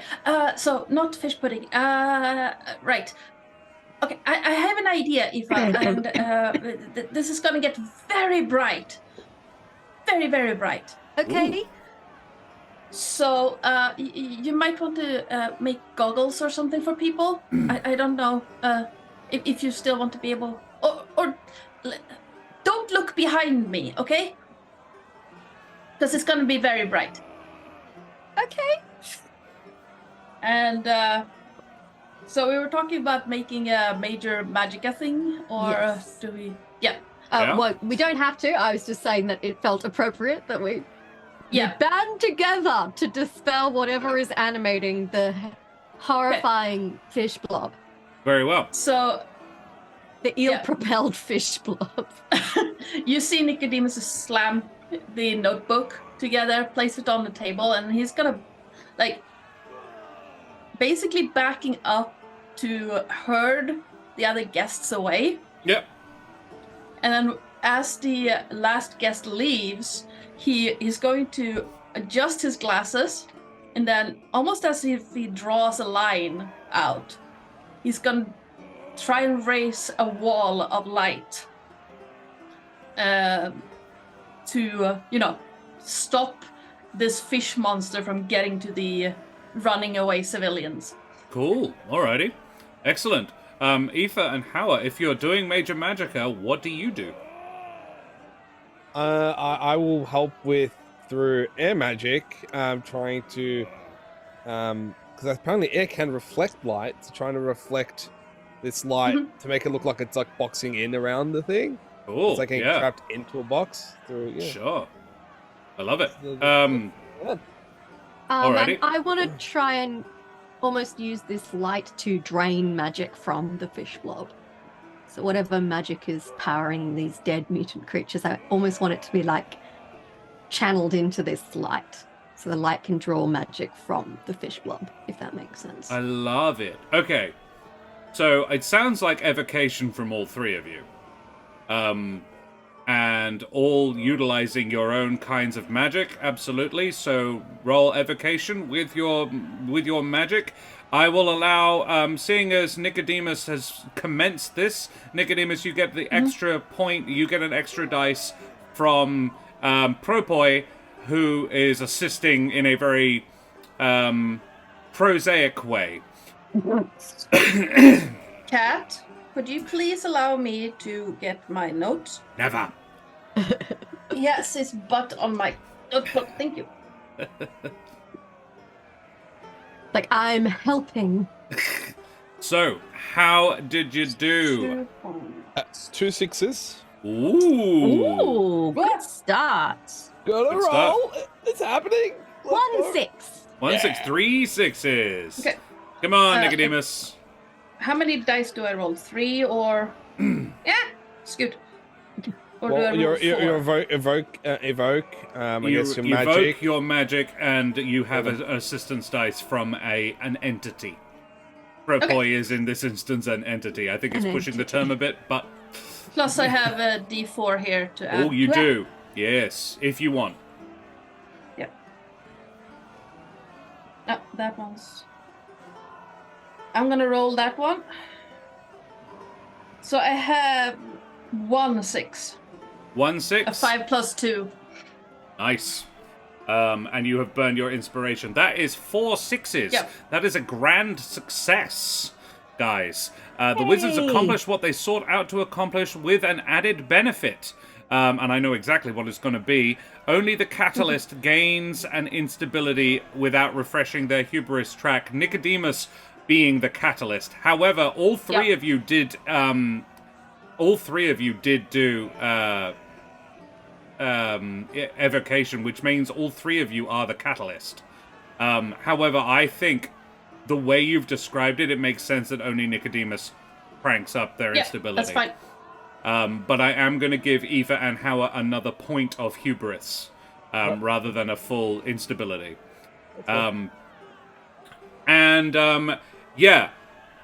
As you channel this, Efa, you are going to channel this light down into an object. You are going to transmute the light that Nikodemus and Hawa are utilizing. And in fact, Hawa, I think you're actually using gravity, because gravity can twist light. That'll be sick, yeah. You compress, the two of you sort of compress this light down, and then it's so dense, it forms a physical ball that Efa transmutes into something physical and real, and you gain a bauble of transmutation magic. Of almost raw magic. What does it look like? It's a pearl. I love it. You have a pearl of transmutation magic that you have drawn out of this pile of writhing fish bodies.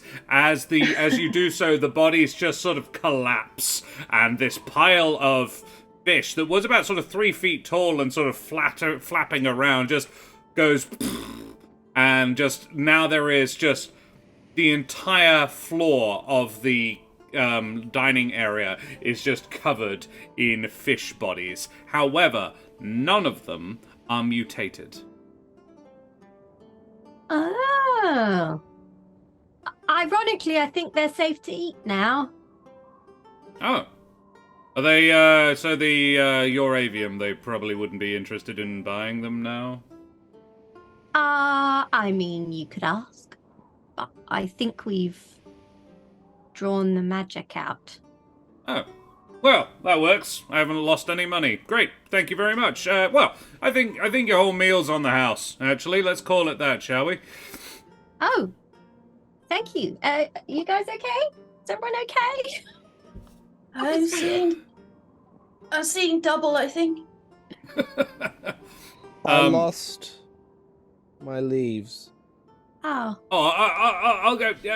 Sheila, go and get these fine fellows another round, shall we? More sea leaves are presented to Hawa. Another mixed basket to Aoife, one that made of not mutated fish. And Nikodemus is treated to whatever he would like as well. While we work out what instability Nikodemus now gets. I'm putting the leaves into one of my pockets. Yeah. One of my many pockets for later. So Nikodemus, roll me a d6, and you managed to get rid of 2 levels, didn't you? So you were down to 1. Yeah. So you're going back up to 2. One of us. Roll a d6 then, my friend. That's a 2. A 2. Roll again. Okay. A 3. Yes, that is much better. I have an idea of what I reckon this is. This will become apparent. This isn't right now. But this will come along later. You finish your meal. Propoi is very grateful for your assistance. You get a free lunch there. And he says, "Come back another time. You guys have been such a great help. I'll see to it. You've got a meal on the house whenever you fancy it." Thank you, Propoi. Thank you so much. Sorry I couldn't be more help, but, So, Aoife, you have a bauble of transmutation magic. Cool. That would constitute a temporary, thing, like what you would get from the, downtime activity. A temporary artifact, something that you can use once for an adventure.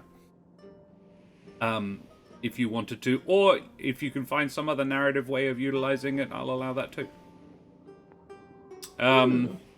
I would, for example, if you chose to burn it, it is just a large quantity of transmutation magic. You could get an extra dice on a check if you were using transmutation, and just sort of you use it in some way, channel it through yourself in some manner, do something with it. Cool. Alrighty. You have solved that, but not the whole problem. You've just sort of dealt with that issue.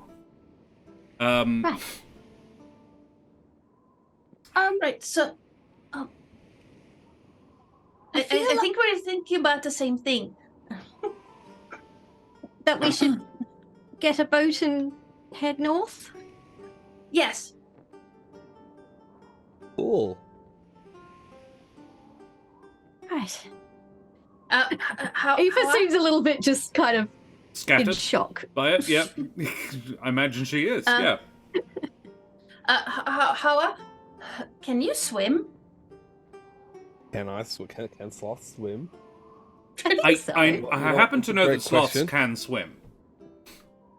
Let's I have find seen out. videos of sloths swimming. Yeah, strong swimmers. Sloths are Yeah. strong swimmers. Yeah. They will sometimes drop down from their treetop perches into water and use their extended arms to rappel through the water. There Yeah, you go. it's a doggy paddle style. Yes. Oh, good. Then we don't have to get the life vest for you. Swim.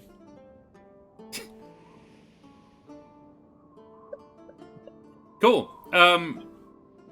Is there like a little a place where you could like hire a little boat? Yeah? Little Yeah. boat hire spot. Yeah, you could, I mean, your family is local, Aoife. And most people who live here probably own at least a little dinghy. We could go. So you meet could my probably parents. just nip home and go and grab the family boat. Like, hi, Mum, can't talk, need the boat, fish are mutated. I mean, we can roleplay your family if you like. I'm just wondering how you're going to use this to torment my character. I don't know anything about them yet.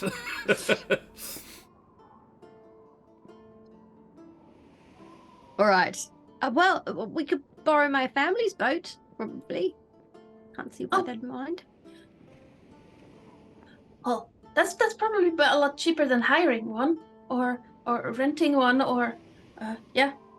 Or bribing someone to take us out. Yeah. So you head on over to Aoife's home. Hey, I'm not going to do the work on this. What are your parents' names, Aoife? Hang on, give me 2 secs. As I look up a fantasy name generator. They are called...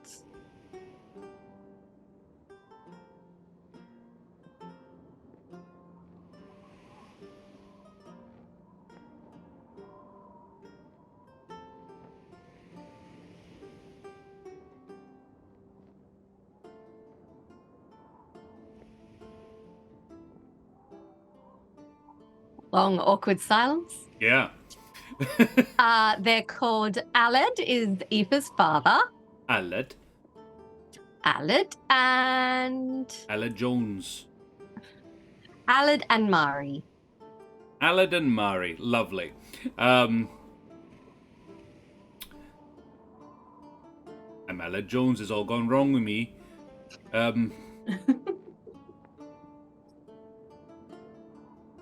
I don't know if I can maintain Welsh. Is the only problem. From the valleys. I'll try though. So, And Aoife, Aoife has you can- many you- siblings. you go home and there are loads of little pufflets. Pufflings. They're Pufflings, that's right. All right. So, Aoife, you go home. I think it's definitely Jones. Aoife Jones. The Jones family estate. It's not an estate, really. It's just a large house. It has the look of a place that has been expanded upon more than once. It was quite a nice house, and then they've just added bits to it as they needed to. I'm sticking in the accent, because if I ever stop, I'll not be able to get it back. So, Aoife, you go home, and you run into your mother and father. Aled greets you, he's glad to see. So, I think your family, like rags to riches story a little bit. They're common folk, and really proud to have such a high-achieving daughter. You're the first one that's ever gotten accepted into the avium, and it was very much, oh, she's gifted, is she? And a scholarship, you say? Ah, well, we can probably spare her then.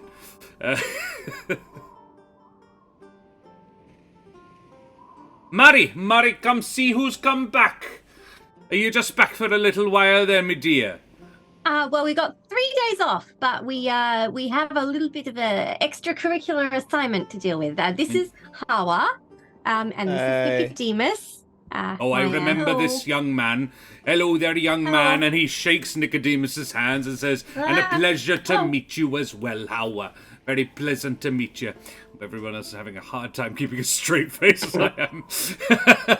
I should hope so, Crisp and Crunch. I'm quite proud of my Welsh accent. I lived in Wales for 6 months. We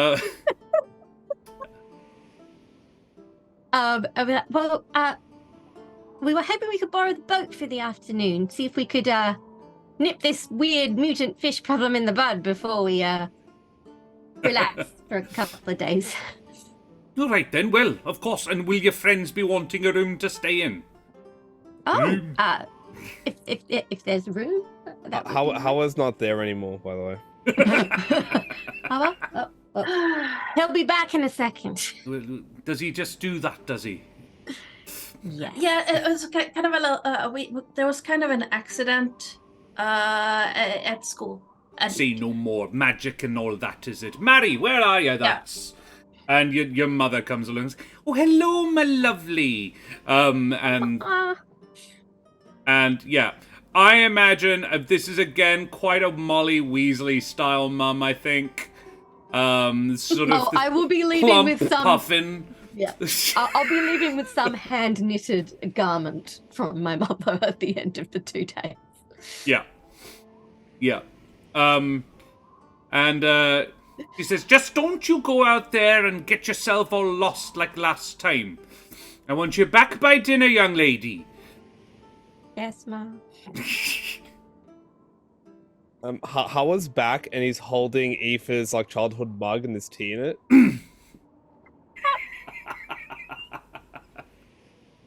And on his shoulder is one of Aoife's youngest siblings. He's just sitting there, just like. And the kid's like, yay! Excellent. Yeah, you borrow the boat without any further ado. And Aoife, Rose, Hawa, and Nikodemus, who are not seafaring folk, out into the bay to the north of the town. You get there. What do? I suppose we need to kind of. Still good. I suppose we need to kind of search for magical energy. Would you say? Yeah. That seems like the best course of action. Yes. Because it seemed like when you took the magic out of the fish, the mutations vanished too. Hmm.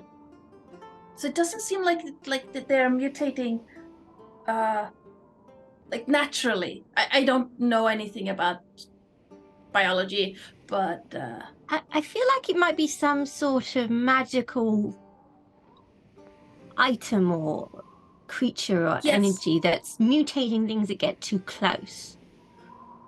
Yeah. Come it on might also be spreading, but yeah, I think you're right. Mm-hmm. What do you think, Hawa?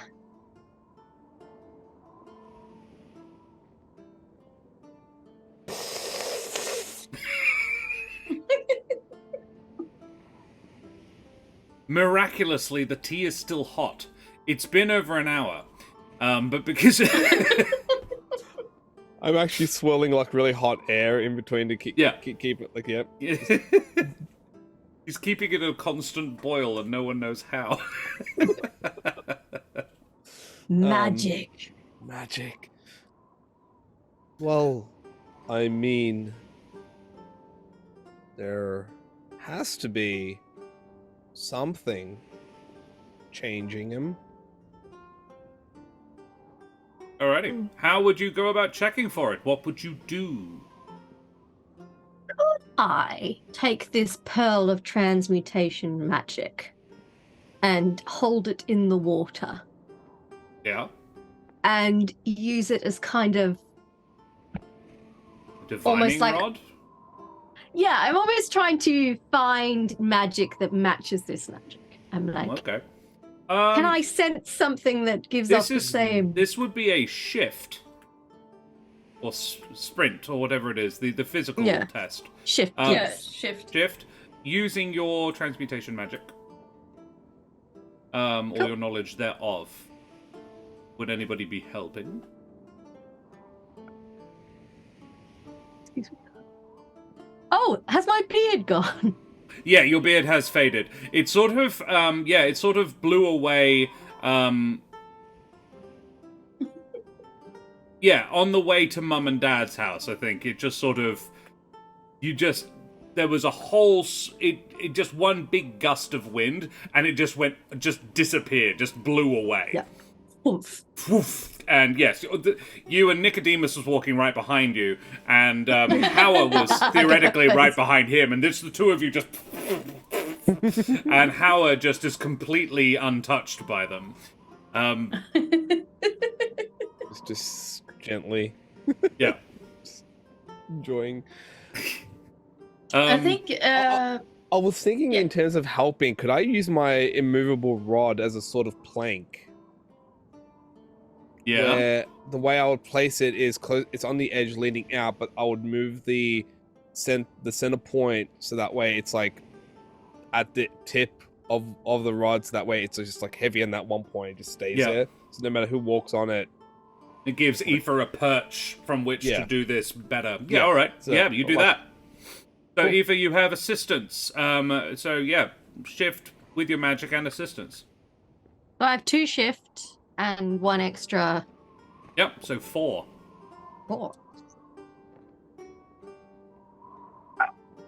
He might not be there, but he will help. I was already gone. Yeah. 1 6. 1 6. You can feel a tugging on this pearl, as if the magic in the pearl wants to rejoin whatever it was generated by, and that is very much below the waves. Oh. How good are you guys at holding your breath? Can I Transmutation magic. Can I try like an evoke thing where it's both of my styles of magic, where I increase the density of the bow so it starts sinking, but I create like an atmosphere with the air around us. So it's like an air bubble. Could I try You that? absolutely can. Cool. What would I roll? Would you like me Evoke. to roll? Evoke with, I would say, both. Let's let you roll both your kinds of magic at once. Cool. All right. It's awesome, such a good idea. Thank you. So You're making a submarine out of a dinghy. We're making a bubble of air, and then making the boat itself hyper dense. Yeah, so it just sinks. I love it. I love everything about it. I got 2 6s. Amazing. Nice. You now have a submarine. Aoife's like, well, it's down there. And then the boat pretty much begins to sink. As I was like, Yeah. yeah, I imagine him just sitting in the bow, like where he's been told to sit, where he can't do any damage. And then the boat just goes down. And Nikodemus and Aoife, I imagine, panic. Yeah. Oh my goodness, Nicodemus what's like- happening? Look at that!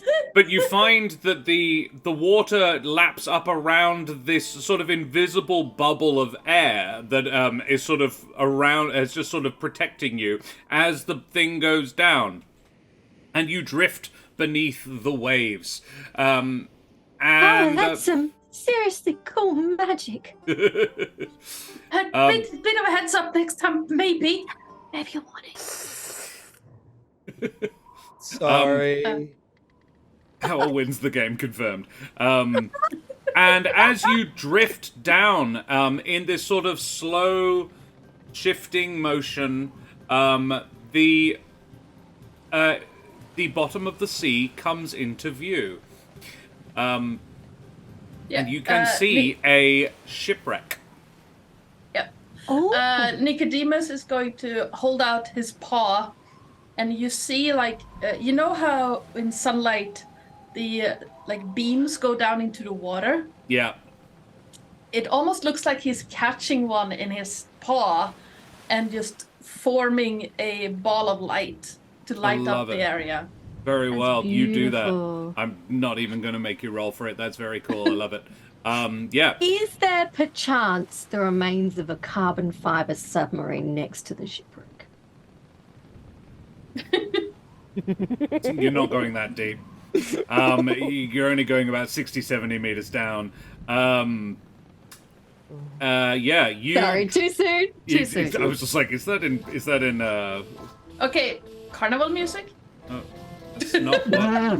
It was all I mean, nice it and okay. fits. Yeah, no, I don't... That wasn't what I was aiming for. Yeah. Calliope music is very different. There we go.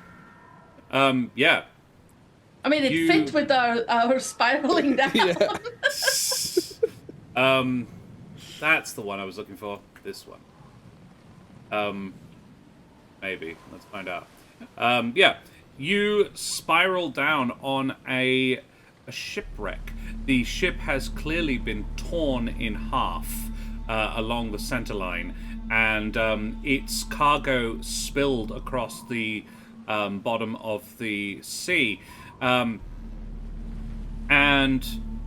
Aoife, you jump on the tiller so you can control the way in which your little submarine spirals down, and you steer towards it.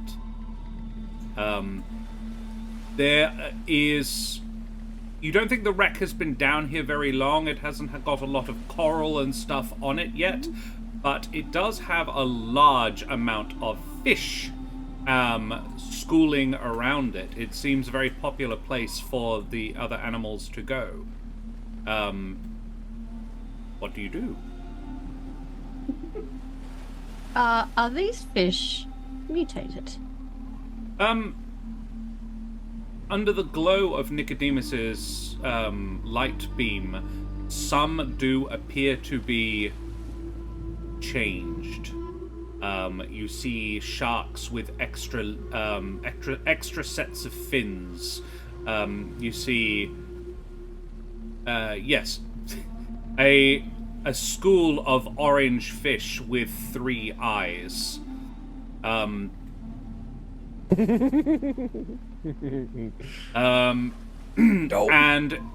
a large crab scuttles along the bottom of the sea with, it is mutated only insofar as it is enormous.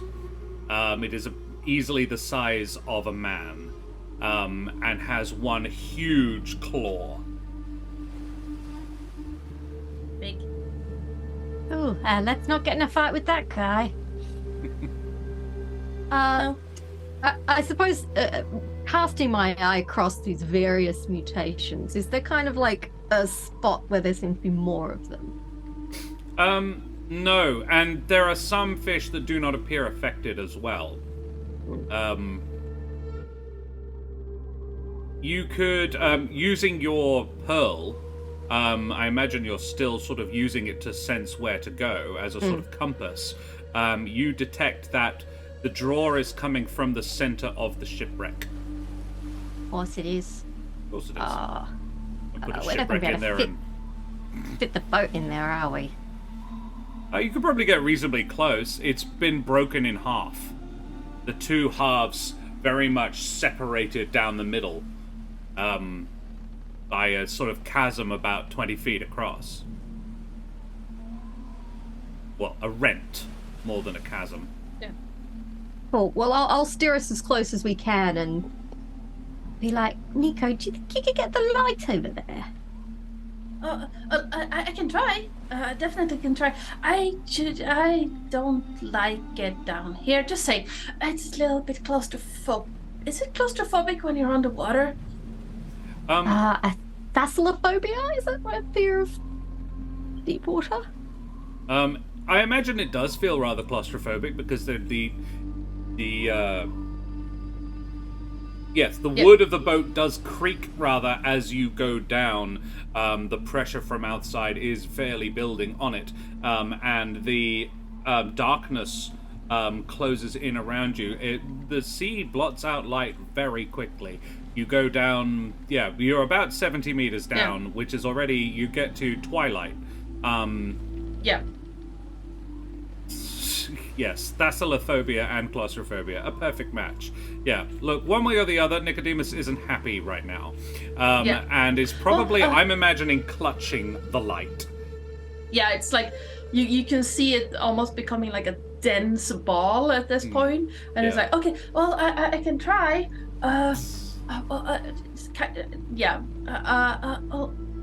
And he looks around, tries to find one of those sun or light beams to just hold it out, and then you see the light splitting into three, almost like a searchlight. Nikodemus, can you make me a ponder check using your light magic? Ponder, I should have 2 in that. I do, yes. So 3 and 6. That's. And Nikodemus is looking for something, so if someone wants to help him, they can. I'll help. So Howard can keep focusing on the submarine and us not dying. You mean his tea? What happens if he runs out of tea? Your dad will be so cross if this breaks. I mean, you'll be dead, so it won't matter. But He'll be at my funeral ranting about how inconsiderate it was. I rolled a 1, a 2, a 3, and a 5, so I'm going to use a hubris. Very well. To just force this light to bend the way I want. Aoife, seeing as you're helping, you also cop a hubris. Sorry. Hey, you want to succeed? I do it. Yeah. How many hubris are we allowed to have? 6 before you get an 6. And to gain stability. Yeah. I also have a bunch of resistance, so I could try that instead. You could resist it. Yep. I do that. Yeah. Yeah. I'm Karen, don't worry about it. Yeah. Because resistance I'm going to use doesn't resistance double. instead. Very well. I love this because then it gets weirder. Ardanna, would you like to roll a D100 and a D20, please? Because this wasn't weird enough. Nope. I know, right? I think I know how I want it to get weirder, but I think a wild magic surge whenever resistance is whenever you wall resistance. Another beard. Another beard. It's a very specific roll. Okay, so it's a 13 on the D20. Mm-hmm. That is a nuisance roll, which is probably good. 80 on 80. The D100. Ooh. As this, what color is Nicodemus's fur? Like a light tan, right? Yeah, light tan with like a darker brown roan kind of shifting on it, and also, the pale purple stripes. Yeah. Okay. What happens is, Nikodemus, as you focus your magic on this light so much, you're focusing on this. Yes. This light it's been filtered by the ocean, so it is a sort of deep green light that you are splaying out and washing over things. Your search beam crosses over a treasure chest looking thing that has spilled open, and within it is a pile of silver coins interspersed with the occasional gemstone, and sitting on the top is a long golden staff with a large ruby in the top, and the ruby is sparking. It is letting off, it looks like electricity. Ooh. And as you do this light is reflecting on you as well. And the bits of you that are not purple, the bits of your fur that isn't purple, now go green. You now have green and purple fur. An elephant shrew with green and purple stripes. Oh. Oh dear. We'll worry about Powerful that combo. later. Okay.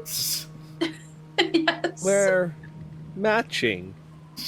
And he looks at the green, like he's got red and green runes. So he's looking at the runes on his body. Yeah. Twins. Z's. Yeah. Aoife, that thing that Nikodemus found is almost certainly what's... and as you are watching, the crab comes up to it, that giant crab you saw before, and touches it, and a second claw leaps off the first claw. So it has these two giant claws on one side, and on the other side is just this one little claw, as the lightning arcs off it and touches the giant crab. Right. I think we found the culprit.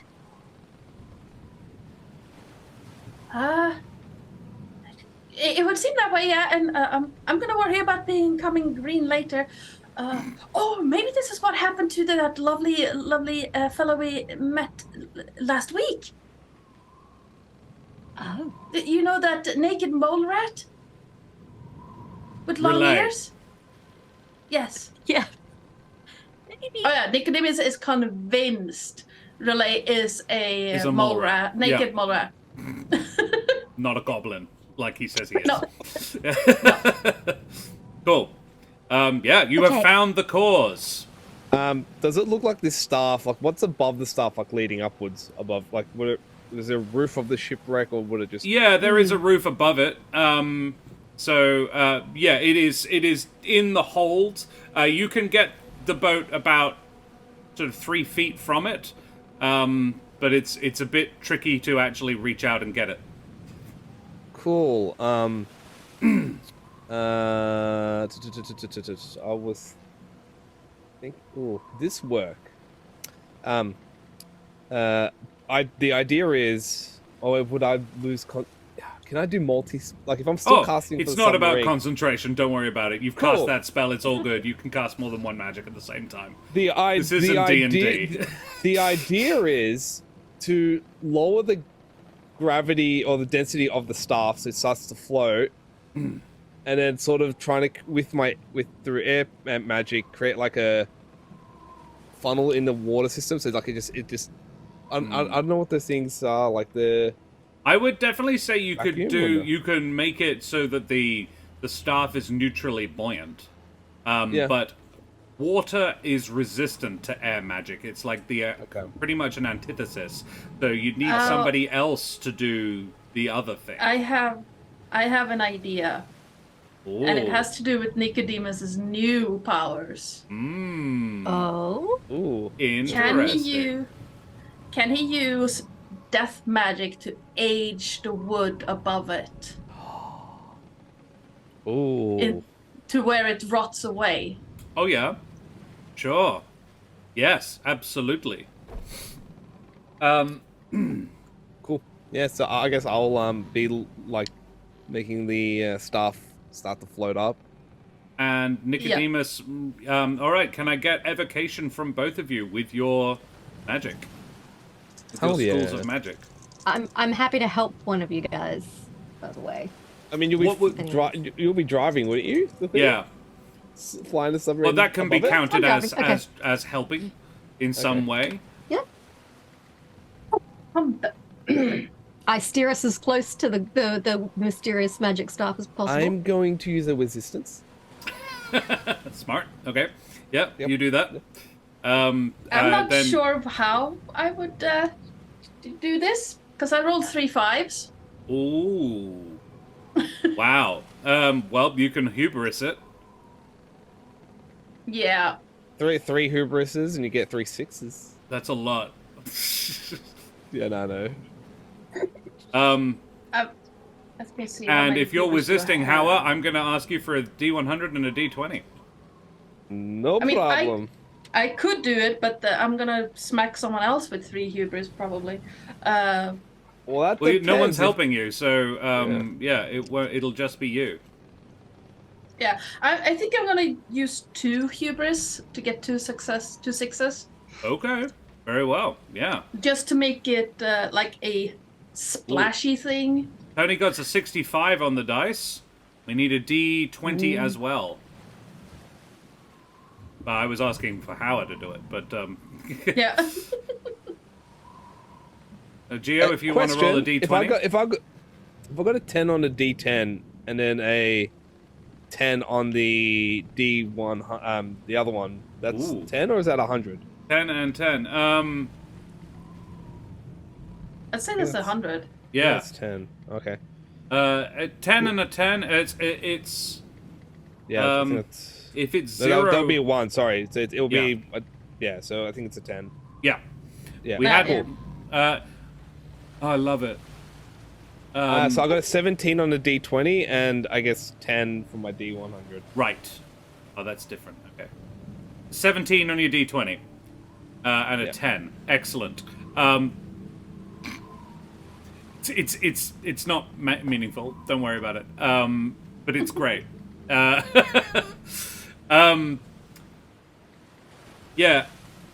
All of this magic just sort of pulsing around you. The air within the bubble is filled with butterflies. They just sort of come out of the cracks in the wood of the little thingy that you're in and start fluttering around. And as they flutter, flower petals come out, or like trail along behind them. This is an effect that is working on you, and Tony rolled a d20 in chat. We got a 5. So that's how long it'll last for. 5 hours. Hawa, you have these butterflies around you. They just sort of flutter around you, dropping leaves, I'm going to say. They just drop leaves around you. I pick one up to taste it. It's very flavorful. It's the spicy leaves of home. I am stuffing one of my pockets with them all. Yeah. As much as I can. As you do this, the little staff floats up, and just as it's like drifting up, the crab grabs it and then starts to float up with it in one of its hands. And the crab does look a little confused, if a crab can look confused. It hits the roof, and then the roof just breaks, and the crab ascends with the staff. And this is how the Little Mermaid should have ended. And presumably Aoife then guides the little dinghy back up to the surface, with Hawa raising the gravity on the boat back up again. As his mood is lifting because of the butterfly and the leaves, so does the boat. Boat. Amazing. You do that. So the boat comes to the surface, breaks the surface, and this whoosh, up you come, and there is a crab about the size of a man holding on to this floating staff. What do you do?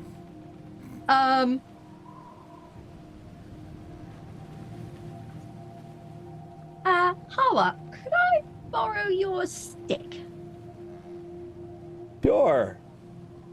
I would like to take Hawa's stick and basically poke the crab's claw to try and convince it to let go of the stuff. Hey, buddy, you want to let go of A that? spark of magic leaps off the crab and into the anti-magic staff. And the crab immediately shrinks down to the size of a normal crab, about the size of a hand. And it is shocked, and it scuttles up the length of the anti-magic staff and over Aoife's outstretched arms and takes cover on Nikodemus's shoulder. Oh, hello. Hi. You have a three-limbed, a three-clawed crab perching on your shoulder. Hello. And it's like hiding in your fur. Oh. Brilliant. Well, you can't really be. Oh, you're gonna dry out if you're gonna be there. Yeah, we should probably get to shore so I can put this in a bucket or something. So what do you do? There is a floating staff of transmutation, presumably. I draw it into the boat. Yeah, you sort of poke it in with the staff because you don't want to touch I'm it. just like- Yeah, with Hawa's stick. Yeah, you do that. And then I would like to, can I use my magic to levitate it into the boat? So no one has to touch it. Yeah, it's not something that you're particularly good at, but you totally can. Yeah, use magic to mage hand it over. It's a cantrip, for God's sake. Yeah, you probably know it. So yeah, you can get it in there without touching it. Excellent, well done. You have solved the mystery of what's turning all the fish into giant monstrosities. And Nikodemus has acquired a familiar. Yay! That's You so got a cool. crab friend! The crab friend is your third level of instability. Oh. You are now bound to a chaotic familiar. Which is this tiny three-armed mutated crab. And Nicodemus is gonna fish out a snail from a pocket and just. And it grabs it with its two big claws. And, Yeah.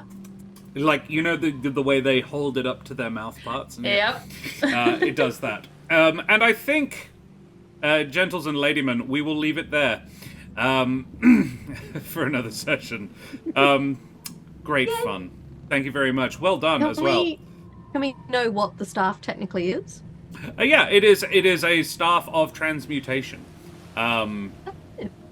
It has Cool. a bunch of, in D&D terms, it has a bunch of bound castings of polymorph in it.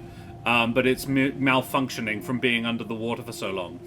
It was actually part of the treasure that Madame Silvestri wanted you to go look for. Oh, yeah. Was the Go on. inspiration. When I rolled up that adventure, I was like, oh, I know what to do with this. Yeah. But quite fun. It all comes together. Exactly right. Yes. That's what that's like 5 seasons ago. Cool. Alrighty. Well, guys, thank you very much for playing with me. I hope you had fun. Yes. I'm gonna just drop the volume of the music a little bit, and we will do what we like to do at the end of our favorites, at the end of our streams. We're going to talk about our favorite moments, guys. What did you feel? How did you feel? Who shall we talk about first? Tony likes rolling these. Tony, can you give me a D4 in chat, please? Oh, and we've just had a follow as well. Harlequin, thank you very much for the follow, you bloody champion. Avast, matey, you wee scallywag. We get a 2. That's Geo. We are going to talk about Geo first. Favorite Hawa moments. Absolutely. Bishop Blood says the stick. Yeah. The Stick. submarine. Oh, the submarine was genius. Submarine. Fucking clever. Yes. Very, Such a very good cool. idea. I really liked your the way you're talking now and the way your comedic timing with the way you're playing him. Your comedic timing is really strong. The Yes. pauses, I think, and it's really fun now because the other three of us are starting to get the hang of talking around and to Hawa, and it works quite well. I'm really enjoying that. That's very, very cool to listen to and to play with. Ardanna? My favorite Hawa moment, aside from the obvious ones, is sloth on the shelf. Yes, the sloth on the shelf. Yeah, leaning in on the you now just can be elsewhere. Buggering off and getting tea. Which, by the way, he does finish it at the end, and like he gives it to Aoife because he purposely picked that mug because it was Aoife's childhood mug. Ah. Yeah, that was cute. It's got her name, like, you know, where the kids like write their name. It's just Aoife's mug written on the side. I think, like, you know how most of them were like, this is the one they decorated on a school excursion, and most of them are like stick figures. Aoife's is actually a reasonably passable impression of her own face. Like, she's done it, like, she's always been an overachiever. She did quite a good job for a 5-year-old, you know? Like, it holds the tea quite well. Yeah. If I'm allowed to have an extra favourite... Oh, has everyone... I don't think Gio's done a self moment. If you don't say this one, Gio, then I'll My self moment has to be the coffee scene. Yeah. Has to be the coffee scene, double espresso, and then the fact that, like, as much as the instant sugar rush, he then crashes hard. And that was great, trying to figure out the timing of mid-conversation, he just... It's just great. Yes. Again, as I say, your comedic timing is very, very good. Yes. Sea Leaf as well. Sea Leaf's very cute. He's also On just a that sweetie. Yeah. It really is. On that note, if you haven't tried Korean, now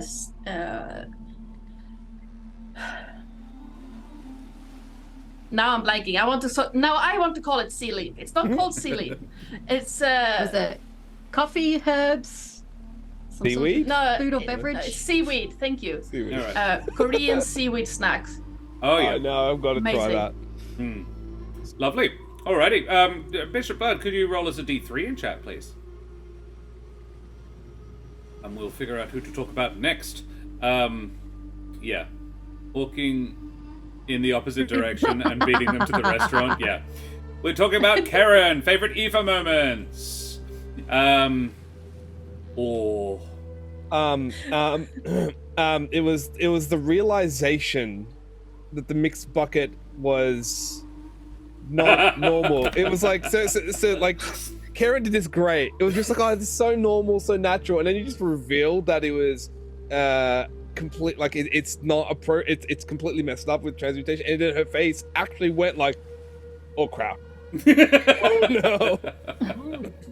It was great. Oh, I loved it. My moment is more of a Karen than Aoife, but it was the stairs are for scrubs. Sorry, what? The stairs are for scrubs moment. Yes. At the beginning, But describing your manacles. Oh, right. Yeah.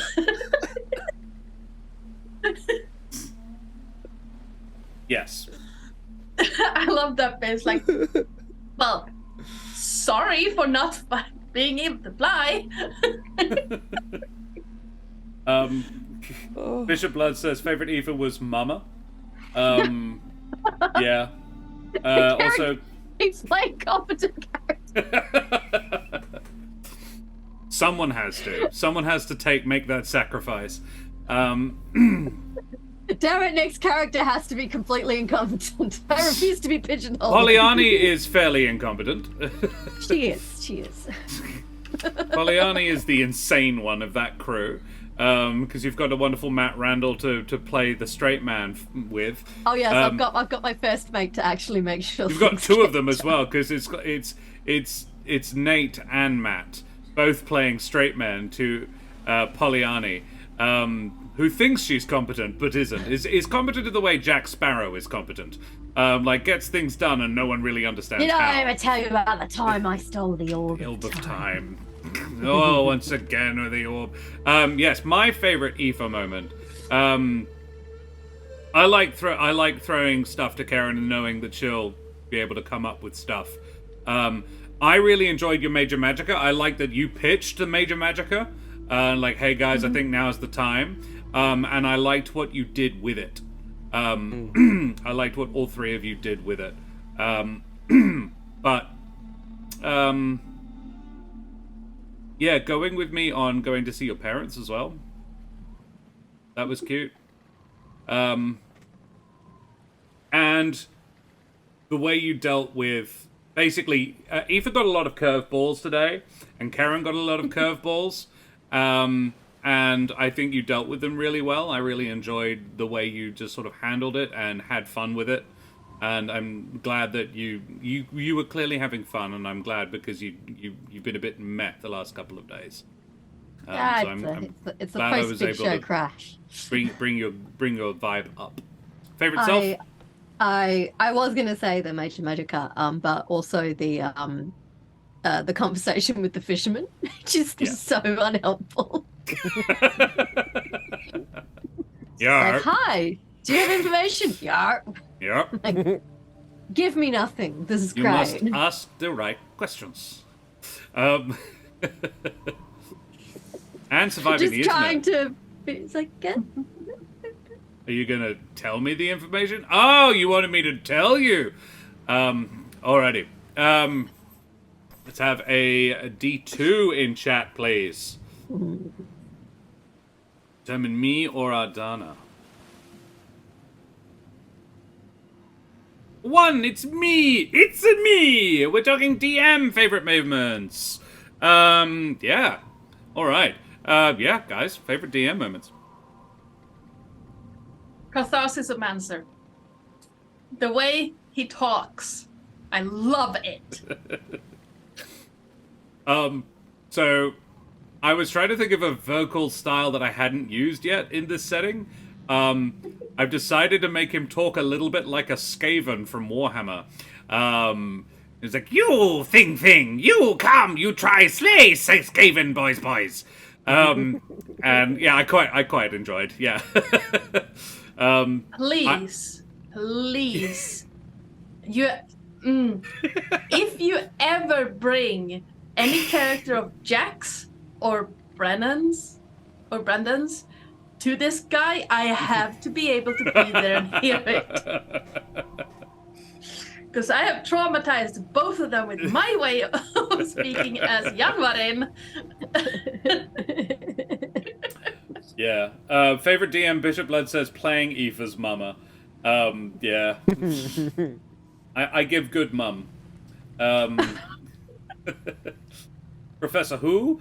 Professor who? It was Professor Brambus Hartwell. Is the name of the Catharsis-omancer. A hedge who is also the chronomancy professor. And I got about halfway through describing him, and when I realized exactly who he was. Other people, favorite selves. Favorite DM, rather. Sorry? Crab on a stick, crab on a staff. Just brilliant. I'm just like, it's so visualized in my head how it looks, and it's just especially the point where it's just low floating in the air and it's just a crab holding it. It's just like But if you've ever been fishing crabs on the coast with using a string and a clothespin, yeah, you know exactly what that crab was doing. It's like it would be like, yeah. I don't understand what's happening.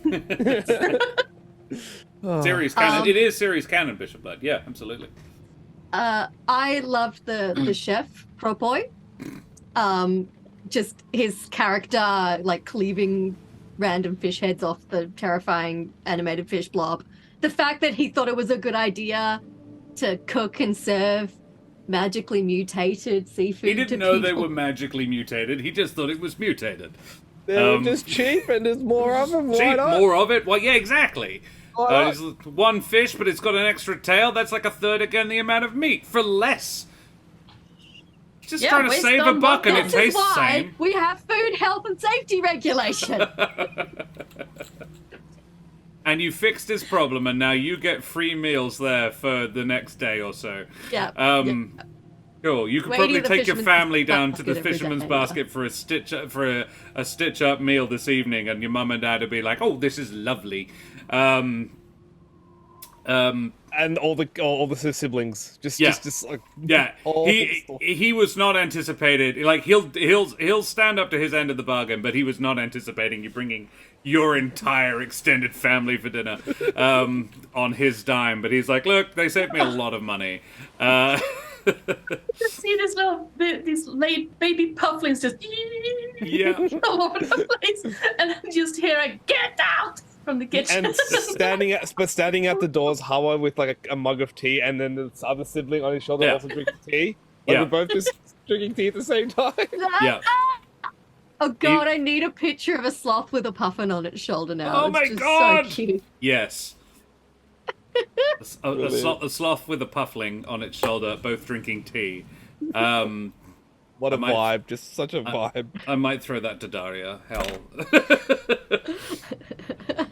Well, while standing next to him is a green and purple elephant shrew with a 3-armed crab standing on its shoulder.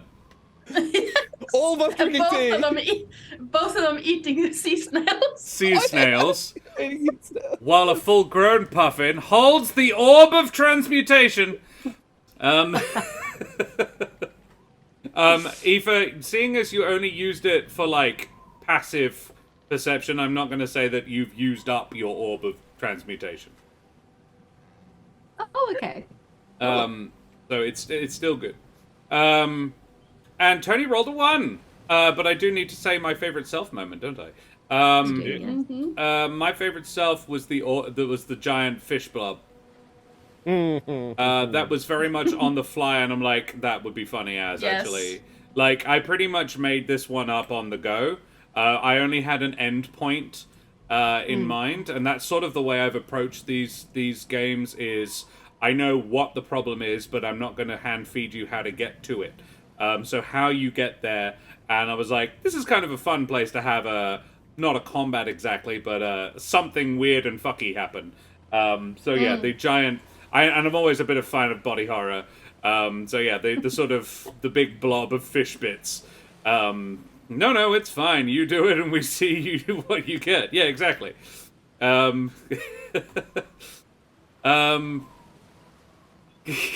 Bishop Blood. Tony and Bishop Blood are fighting over who gets to roll the D1. Alrighty, well, that was my favorite me moment. Yeah, Ardanna's favorite moments. Let's talk Ardanna now. Nikodemus with Professor Scrymore.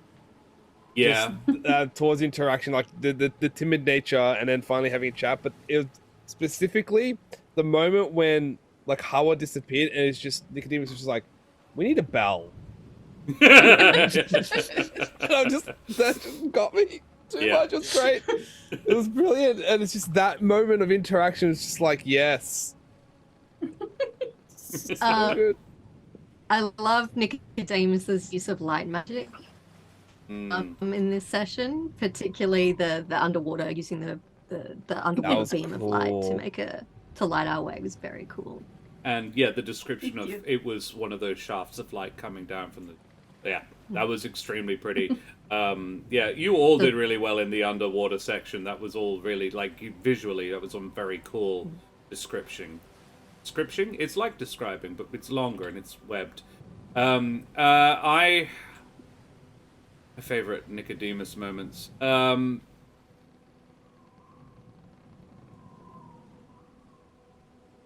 He's a charming little boy. I think actually my favorite Ardanna moment is more about is more of a gameplay moment. I like the way Ardanna is utilizing the mechanics. I think you're playing the game very mechanically, sensibly, but if I had to nail it down to a single interaction, I really enjoyed you talking to the Catharsis Amancer and going along with it, and I love his desire to learn. And so coming in and go, what's that? I want to know. And yeah, out of curiosity, what did he picture in his head? What was the nice, quiet place? The library. I assumed that. Yeah, cool. Yeah. Yeah. But like the offer is like, do I tell you? And you're like, you don't have to. It's fine. Yes. Yeah, he was fun. That was a really cute little interaction. Favorite Nikodemus stuttering while talking to the giant Jerbeen. Yeah. I like that it's canon that all kangaroo Jerbeens have Russian accents. Because that makes... Obviously. I'm not going to talk like Australians. That'd be weird. Yeah. Ardanna, favorite self?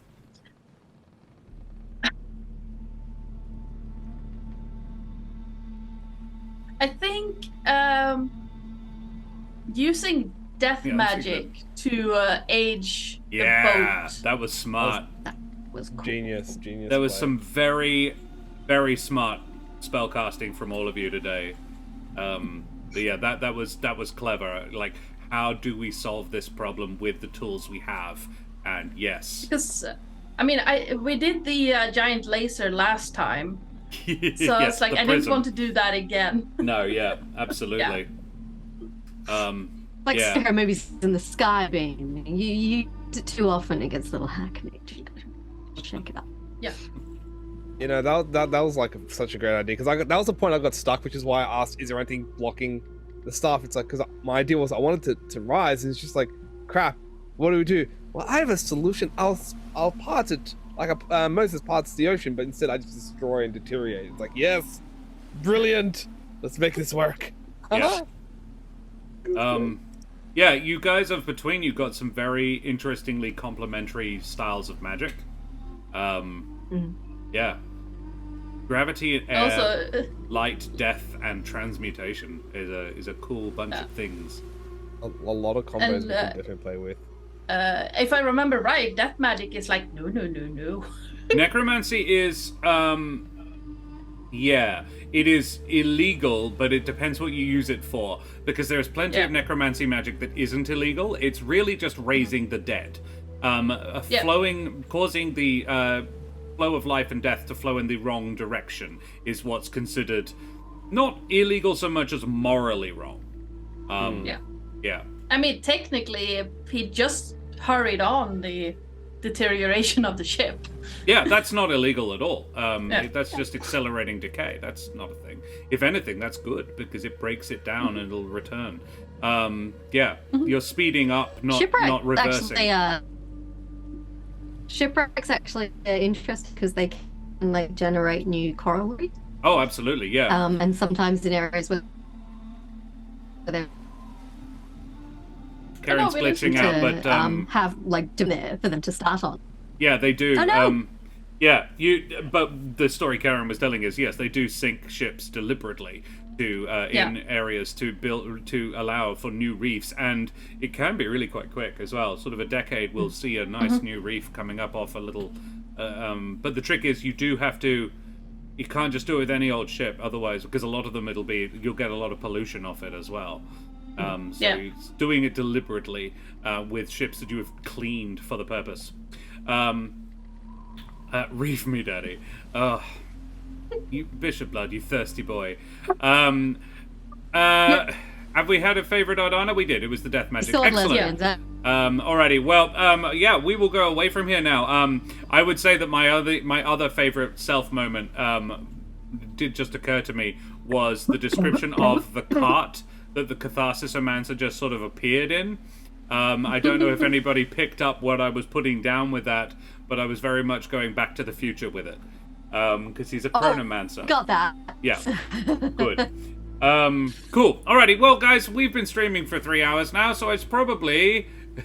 What? I'm a normal one, I promise. Sure. So we should probably go away from here now and go and raid some friends like the Eldritch Scribe. So, guys, who the absolute heck have you been this evening? Karen, who are you? Hello. I'm Karen, sometimes I'm a performer, a writer, an internet addict. You can follow me over on Twitter at Mother of Bunnies, or you can follow my Bella alter ego, Miss Lollamore, over on the Instagrams.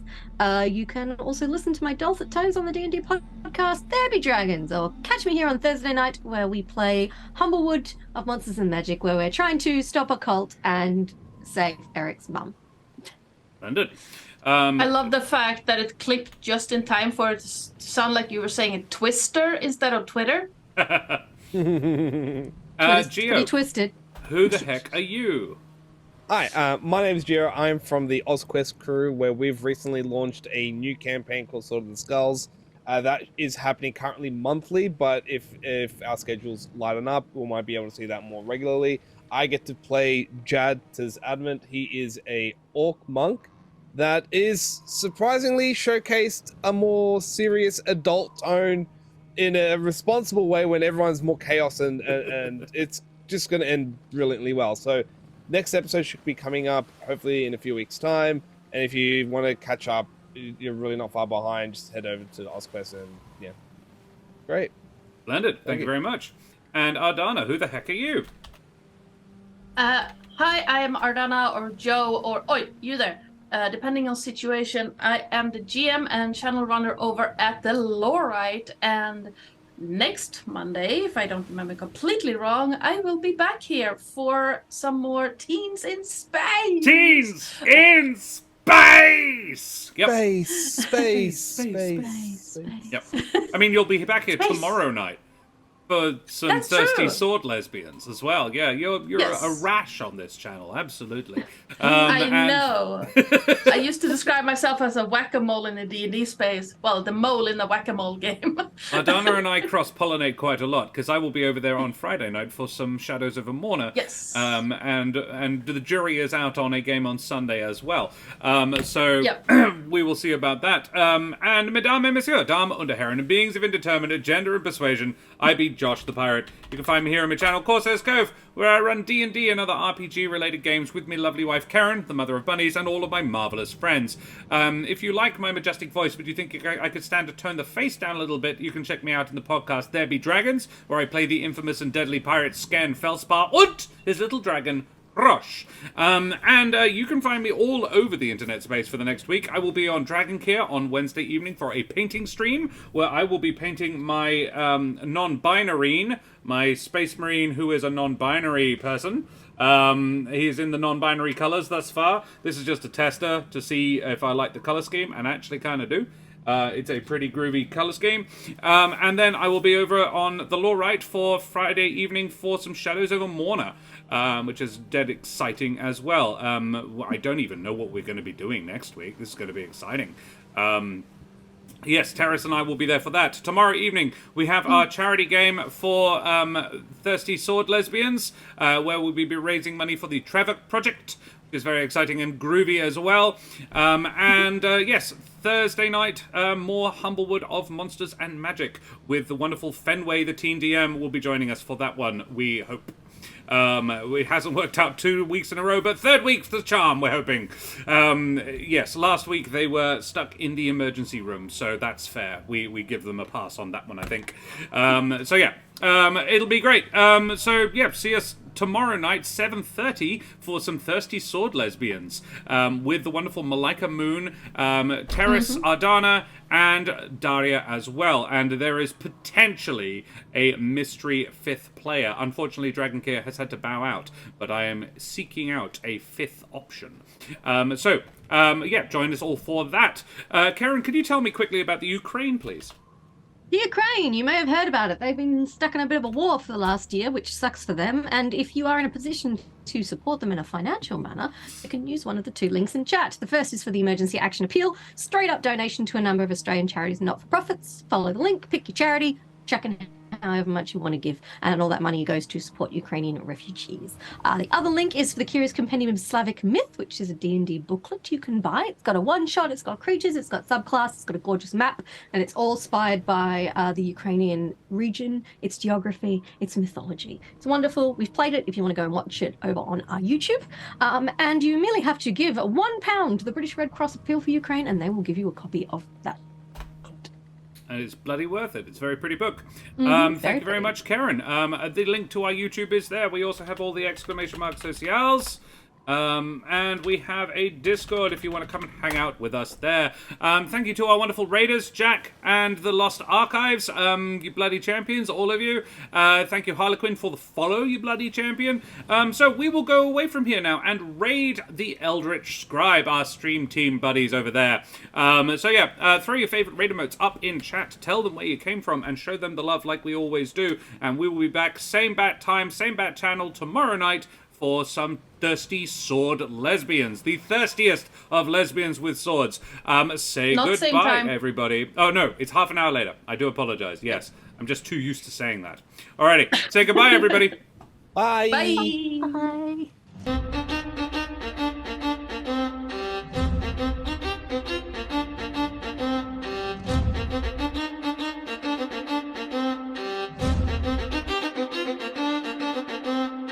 Whee!